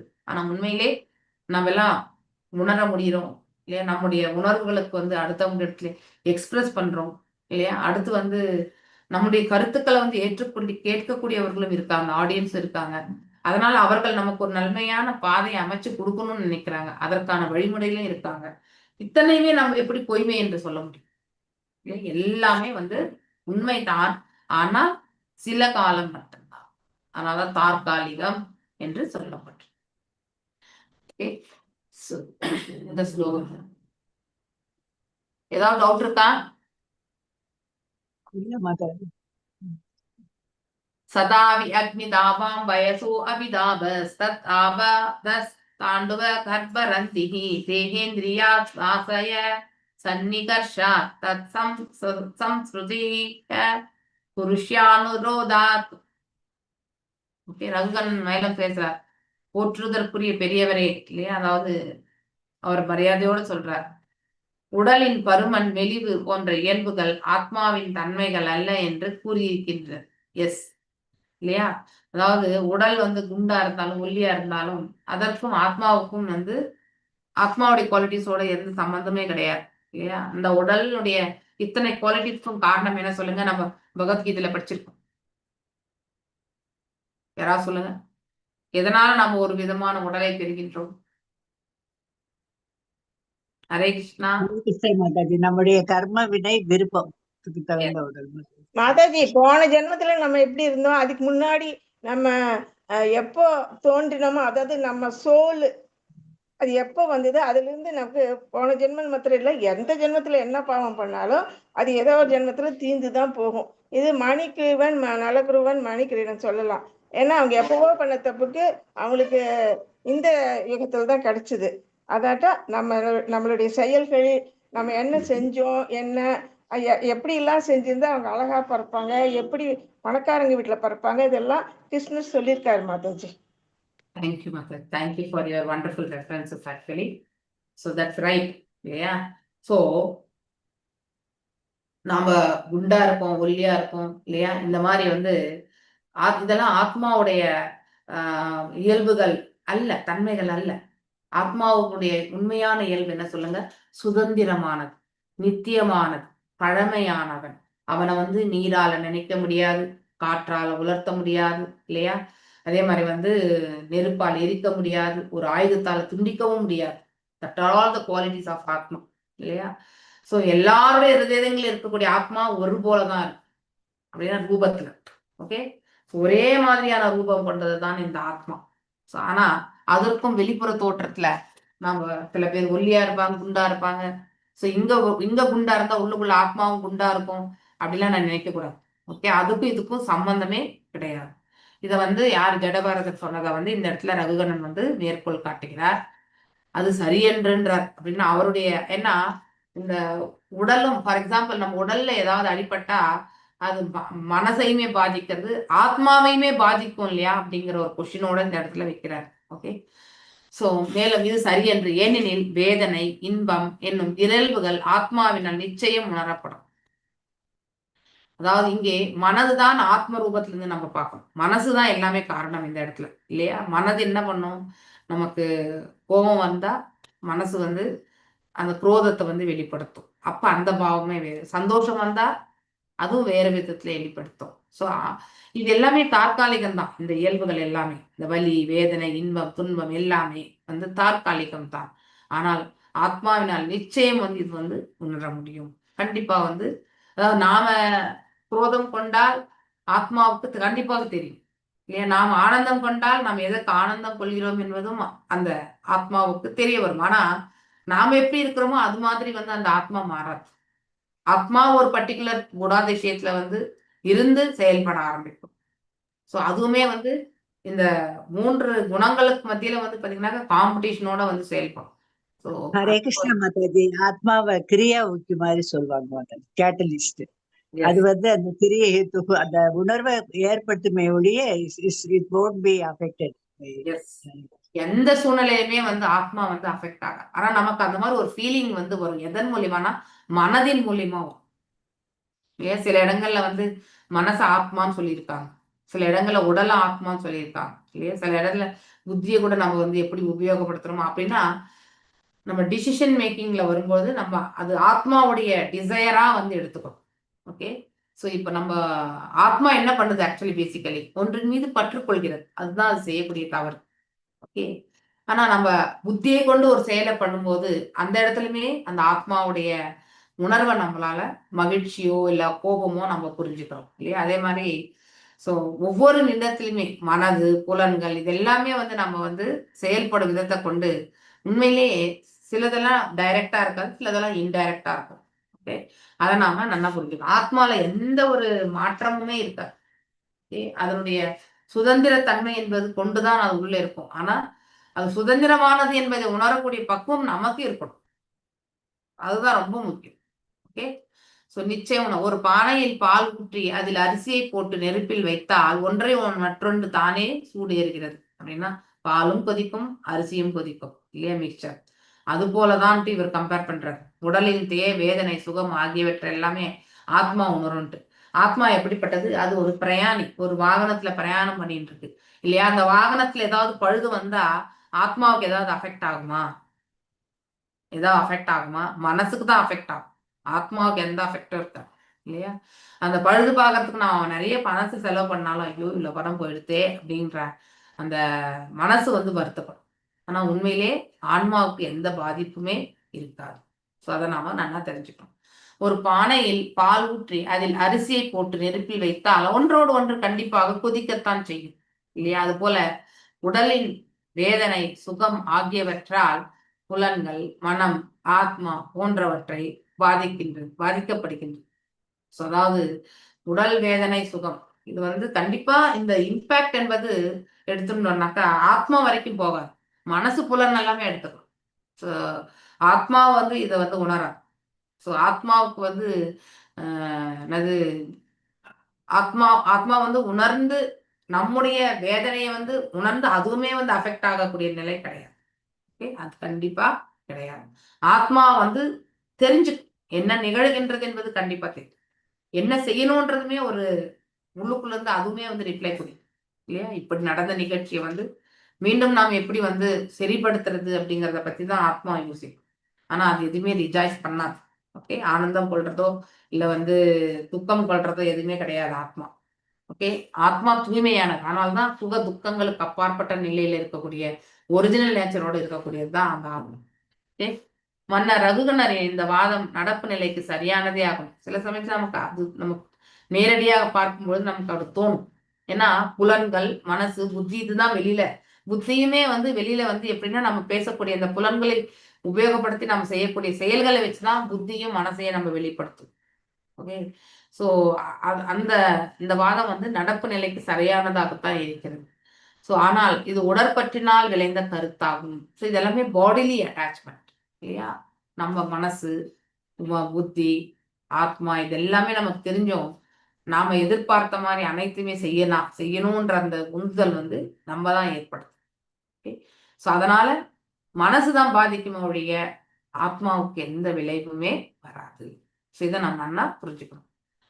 இங்க ஒன்னு எக்ஸாம்பிள் கொடுத்துருக்காங்க. இப்ப நான் சொன்ன மாதிரிதான், நாற்சக்கர வாகனத்தின் உள்ளே இருப்பவன் உண்மையில் அவ்வாகனத்திலிருந்து வேறானவனே ஆகுவான். ஏன் ஒரு பிரயாணிக்கும் அந்த வாகனத்துக்கு ஏதாவது சம்பந்தம் இருக்கா? கண்டிப்பா கிடையாது. இப்ப நம்ம எல்லாருமே ஒரு பிக்னிக் போறோம் இல்லையா? இப்ப நான் கார் எடுத்துட்டு வரேன். ஸோ புஷ்பா மாதாஜி என்னோட வரணும்னு சொல்றாங்க. அவங்க என்ன பண்ணுவாங்க? டிராவல் சீட்ல உட்காந்துருவாங்க. ஆனா அந்த டிரைவிங் பண்ணும்போது ஏற்படக்கூடிய சிரமங்கள் இல்லையா, அடுத்து காரினுடைய பிஹேவியர், இல்லை என்னுடைய பிஹேவியர் இல்லையா, நான் எப்படி கரெக்டா ஓட்டுறேன்னா இல்லையா, அதையெல்லாம் கொண்டுதான் வந்து, ஆனா இது எல்லாமே என்னோட மட்டும் தான் சம்மந்தப்பட்டது. ஆனா ஆத்மாவா அமர்ந்து இருக்கக்கூடிய புஷ்ப மாதாஜிக்கு எதுவுமே சம்பந்தமே கிடையாது. ஆனா ஸ்டில் அவர் வந்து பிரயாணித்துக் கொண்டிருக்கிறார் இல்லையா? அதனால இதுல இருந்து இந்த வாகனம் என்ன பண்ணுவான், அந்த டிரைவர் ரொம்ப முக்கியம். மாதாஜி இதுல புஷ்பா மாதாஜி என்ன இதுல இருக்காங்க, நீங்க எதுல இருக்கீங்க, அது கொஞ்சம் எக்ஸ்பிளைன் பண்ணுங்க மாதாஜி. நீங்க அப்ப ரோல் எது, அந்த இதெல்லாம் கொஞ்சம் சொல்லுங்க மாதாஜி. நீங்க ஒரு பத்ம புராணத்துல ஒரு பிக்சர் கூட நம்ம முன்னாடி படிச்சிருப்போம் இல்லையா? அந்த வாகனத்துல வந்து பிரயாணிக்கக்கூடிய வந்து ஆத்மா பின்னாடி உட்கார்ந்துருப்பான். வாகனத்தை ஓட்டுறவன் யாரு? மனசு இல்லையா? அந்த மனசு அந்த கடிவாளம், குதிரையுடைய கடிவாளத்தை பிடிச்சிருக்கான். இப்போ டிரைவருடைய ஸ்டீரிங் இல்லையா, டிரைவர் வந்து யாரு? மனசு. ஓகே, அவன் என்ன பண்றான்? புத்தியை, அந்த எந்த குணாசிஷ்டியோட இருக்கானோ அந்த புத்தி அவன் வந்து மனசு வந்து உபயோகப்படுத்திக்கிறது. அந்த புலன்கள் தான் வந்து இந்த டிரைவிங் சீட்ல உட்கார்ந்து இருக்கிறது, அந்த ஸ்டேரிங் வேலு, பிரேக்கு, கிளட்சு இல்லையா, ஆக்சிலரேட்டரு, இதெல்லாம் நம்ம போடுறோம் இல்லையா கார்ல. அதே மாதிரிதான் இதெல்லாம் இந்த புலன்கள், மனசு, புத்தி இதோட தான் சம்பந்தப்பட்டது. ஆனா ஆத்மாவுக்கு சம்பந்தமே இல்லை. அவன் வெறும் பிரயாணி தான். நீ சொன்னா அவனுக்கு வந்து தெரியும், ஐயோ வாகனம் பழுதாயிடுச்சு, வாகனத்தை ஒரு இடத்துல இடிச்சாச்சு அப்படின்ட்டு. அவன் இந்த வாகனத்துக்கு அவன் உரிமையாளனா இருக்கலாம். ஆனா அந்த வாகனத்தினுடைய ரிப்பேர் சார்ஜஸ் பார்க்கும்பொழுது அவனுக்கு வந்து மன வருத்தம் கிடைக்கும். அது தவிர வேற எதுவுமே இருக்காது. ஆனா உண்மையிலே அவன் எதுவுமே எந்த செயலையுமே அந்த இடத்துல ஈடுபடுறதில்லை. வெறும் பிரயாணியாக மட்டும்தான் இருக்கான். இல்லையா? there was one picture. நீங்க எத்தனாவது நமக்கு இது படமே போட்டு இருக்கு மாதாஜி. அந்த 5 குதிரைகள், 5 புலன்கள், கடிவாளம் மனசு, அப்புறம் அந்த பெட்ஷீட் இருக்கிறவர் புத்தி, உட்கார்ந்து இருக்கிறவர் வந்து இது பிரயாணி. இப்ப நான் வந்து உங்க ஆத்மா மாதிரி வைங்க. ஹரே கிருஷ்ணா. அப்ப நீங்க தான் எல்லாம் உங்க மனசு புத்தி எல்லாமே வேலை பார்த்து அந்த ஸ்டியரிங் இதெல்லாம் கரெக்ட் பண்ணுது புலன்களை. ஹரே கிருஷ்ணா. இப்படியே நான் நினைக்கிறேன். ஹரே கிருஷ்ணா. அதுதான் நான் அதான் எக்ஸ்பிளைன் பண்ணிட்டு இருக்கேன். ஹரே கிருஷ்ணா. ஹரே கிருஷ்ணா, புரிஞ்சது. Thank you. Okay, Hare Krishna. Okay, அந்த மனசு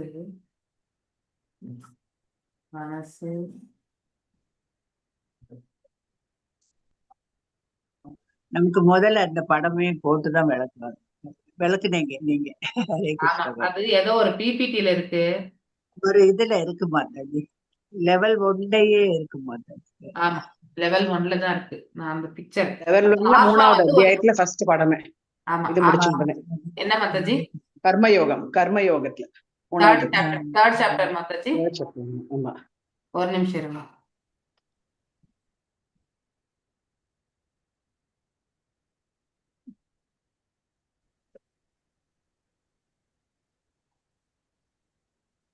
நான் என்னோட இதுல போனாதான் கிடைக்கும்.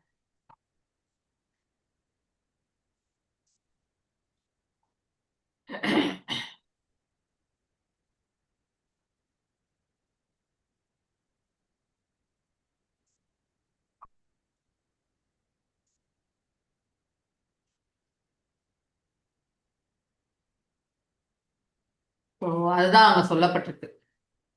ஓகே, CL1 ஓகே, கர்மயோகம்.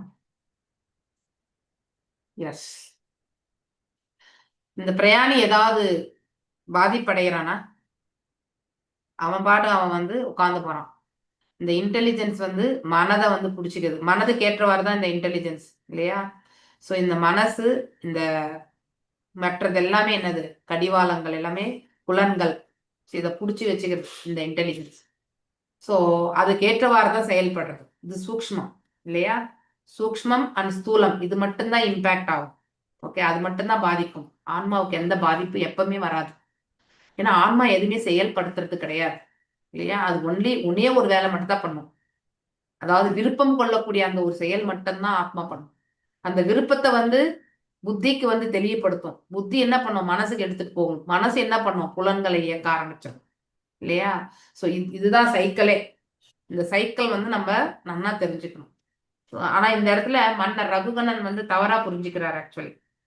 ஸோ ஆனா பொருளியல் ரொம்ப அழகா கொடுத்துருக்காங்க. ஸோ இங்க அவர் என்ன போடுறாரு, என்ன உதாரணம் கொடுக்குறாரு? பாலும் அரிசியும் போட்டு கொதிக்க வச்சா ரெண்டும் சேர்ந்து தானே பானை, அதாவது நெருப்புல பானை சூடு இருக்கு இல்லையா? அதாவது ரெண்டுமே, அதாவது பாலும் பானையும். இங்க பானை என்பது நம்ம எதை கொண்டிருக்கிறது? ஆன்மா நம்ம பானைக்கு நம்ம ஒப்பிட்டால் பால் என்ன ஆகுறது? ஆக்சுவலி அரிசி பால் இதெல்லாமே மற்ற இன்கிரீடியன்ஸ், புத்தி மனசு இது எல்லாமே அதை ஒப்பிடுறோம். ஆனா இதெல்லாமே ஒன்னாதானே சேர்ந்துருக்கு. எந்த ஒரு காரணத்திலுமே பாத்தீங்கன்னாக்கா ஆன்மா உபயோகப்படுத்தப்படுகிறது, அவ்வளவுதான்.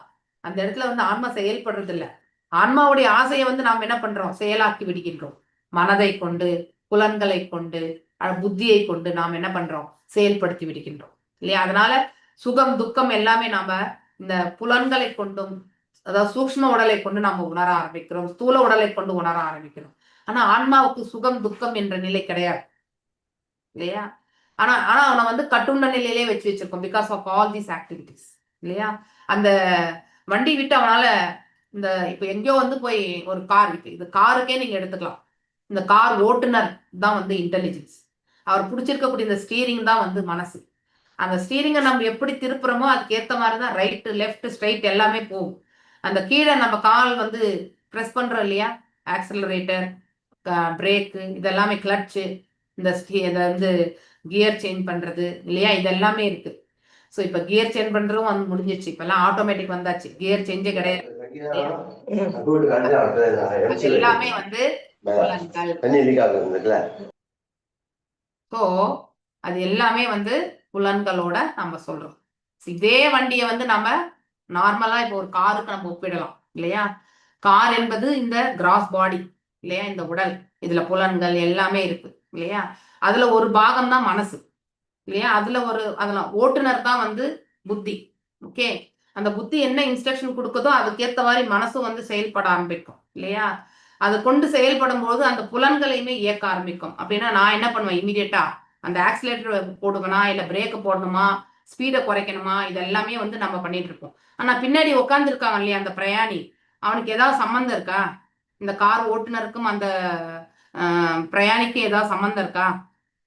எதுவுமே கிடையாது இல்லையா? அவன் பாட்டுக்கு நான் உனக்கு டாக்ஸி, நீ நான் உனக்கு பே பண்றேன், நீ எனக்கு இந்த டெஸ்டினேஷன் எதுவுமே விட்டுடு, அவ்வளவுதான். அதுதான் ஆசை. நான் இங்க போகணும் அப்படின்னு நினைக்கிறோம் பாருங்க, அது ஒண்ணுதான் ஆத்மாவுடைய செயல். மற்றபடி வேற எதுவுமே செய்யறதே கிடையாது. மிச்சம் எல்லாமே இந்த புலன்கள், மனது மற்றும் அறிவு செயல்படுத்திவிடும். புரிஞ்சுதுங்களா? ஏதாவது டவுட் இருக்கா? Any doubts? ஸோ இங்க ரகுகணன் தவறாக புரிஞ்சுக்கிறார். ஓகே, ஸோ காருக்கு பாதிப்பு ஏற்பட்டா பிரயாணிக்கு மன வருத்தம் அப்படின்றது. ஆனா உண்மையிலே கார் ஓனருக்கு தான் கொஞ்சம் ஃபீலிங் இருக்கும். ஆனா அந்த பாதிப்பு அவருக்கு எதுவுமே உடல் அளவுல எதுவுமே இருக்காது. கார் பழுதாயிடுச்சே, இப்போ போன மாசம் அப்படிதான் ஆயிடுச்சு.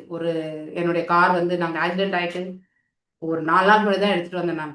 ஓகே, ஸோ அது எல்லாமே ரிப்பேர் பண்ணி, ஸோ அந்த சமயத்தில் நமக்கு மனசு கொஞ்சம் பாதிப்பு. ஆனா 2வது நாள் எல்லாமே மறந்துட்டோம். நம்ம காசு கொடுத்து நம்ம அதை ரெடி பண்ணி எடுத்துட்டு வந்துட்டோம். அதனால எந்த பாதிப்பும் நமக்கு கிடையாது இல்லையா? அது போலதான் ஸோ இந்த ஆன்மாவும் அந்த சமயத்துல நம்ம நினைக்கலாம். ஆனா அதுக்கப்புறம் ஆன்மாவுக்கு எந்த ஒரு பாதிப்புமே கிடையாது. அதே போலதான் இந்த இடத்துல நம்ம பார்க்கணும். சோ ஆனால் அந்த வாகனம் ஆபத்திற்குள்ளானால் அவ்வாகனத்தின் மீது அதீத பற்று வைத்திருந்த அந்த சொந்தக்காரன் வேதனை அடைகின்றான். எஸ், இது உண்டு. இந்த வேதனை என்பது அந்த தருணத்துல தான். அது நம்மளால ரிவர்ஸ் பண்ண முடியாது இல்லையா? இனிமே ரிவர்ஸ் பண்ண முடியாது. நடந்ததுதான். ஸோ அது அப்படியே தான் போகும். உண்மையில் வாகனத்திற்கு ஏற்பட்ட சேதம் அதன் சொந்தக்காரனுக்கு ஏற்படலை, நமக்கு எந்த சேதமும் ஏற்படலை. ஆனா வாகனத்துக்கு தான் சேதம். அது போலதான் ஆயினும் அந்த சொந்தக்காரன் தன்னை வாகனத்தின் நலன் மீது அக்கறையுடையவன் என்ற அடையாளம் கொண்டிருப்பதா, பிகாஸ் ஹேவிங் அசோசியேஷன், இந்த ஜீவன் இந்த உடலோடு ஒட்டின்னு இருக்கிறதுனால இல்லையா, அந்த வேதனை வந்து நாம அந்த தருணத்துல ஒரு ஃபீலிங் வந்து கண்டிப்பா ஏற்படும்.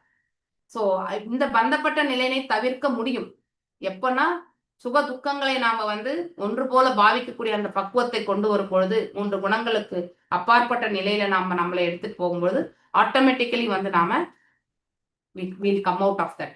எப்போ இந்த 3 குணங்களோடைய நம்ம உழண்டு கொண்டு பௌதீக நிலையிலே நம்ம செயல்படுறோமோ அப்போ துன்பமும் உண்டு, இன்பமும் உண்டு, எல்லாமே உண்டு. ஓகே, சோ இந்த பந்தப்பட்ட நிலை தவிர்க்க அப்படி எப்படி? பிறகு வாகனத்தில் ஏற்படும் சேதம் போன்றவற்றினால் அந்த சொந்தக்காரன் இன்பமோ துன்பமோ அடைவது கிடையாது. இதெல்லாம் ஆக்சிடென்ட் ஆன பிறகு ஒன்றும் பண்ண முடியாது, அது ரிப்பேர் தான் பண்ணணும். தட்ஸ் இட், ரெடி பண்ணி எடுத்து வர வேண்டியதுதான்.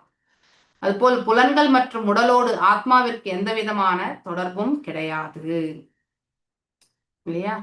ஸோ டைரக்டா எதுவுமே வந்து தொடர்பு கிடையாது.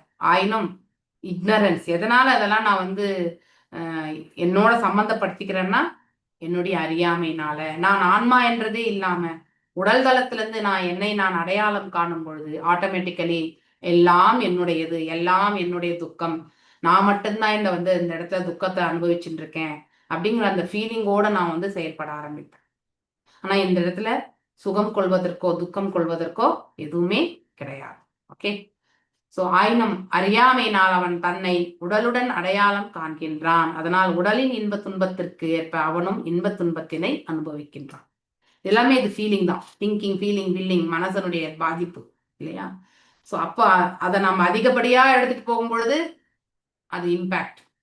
இதுதான் நடக்கும், இப்படிதான் போகும் அப்படிங்கிறத வந்து ஏற்றுக்கொள்ளும் பொழுது நம்ம வந்து ஃப்ரீயா வந்து கிளம்பலாம் இல்லையா. ஸோ நான் இந்த ஸ்லோகம் நாளைக்கு பண்றேன். நாளைக்கு இதை படிச்சு அதாவது மண்டே. வாஞ்சகல்பதாருபியஷ கிருபா சிந்துபியவச்ச பतितानां पावनेभ्यो वैष्णवेभ्यो नमो नमः. अनंत कोटि वैष्णव वृंद की जय. नामाचार्य हरिदास ठाकुर की जय. हरे कृष्ण कृष्ण कृष्ण हरे हरे, हरे राम राम राम हरे हरे. ஓகே, ஸோ ரகுகணனுடைய குழப்பம் விளக்கத்துல ரொம்ப அழகா கொடுத்திருக்கக்கூடிய ஸ்ரீல பிரபுபாதருடைய வியாக்கியானம் இல்லையா.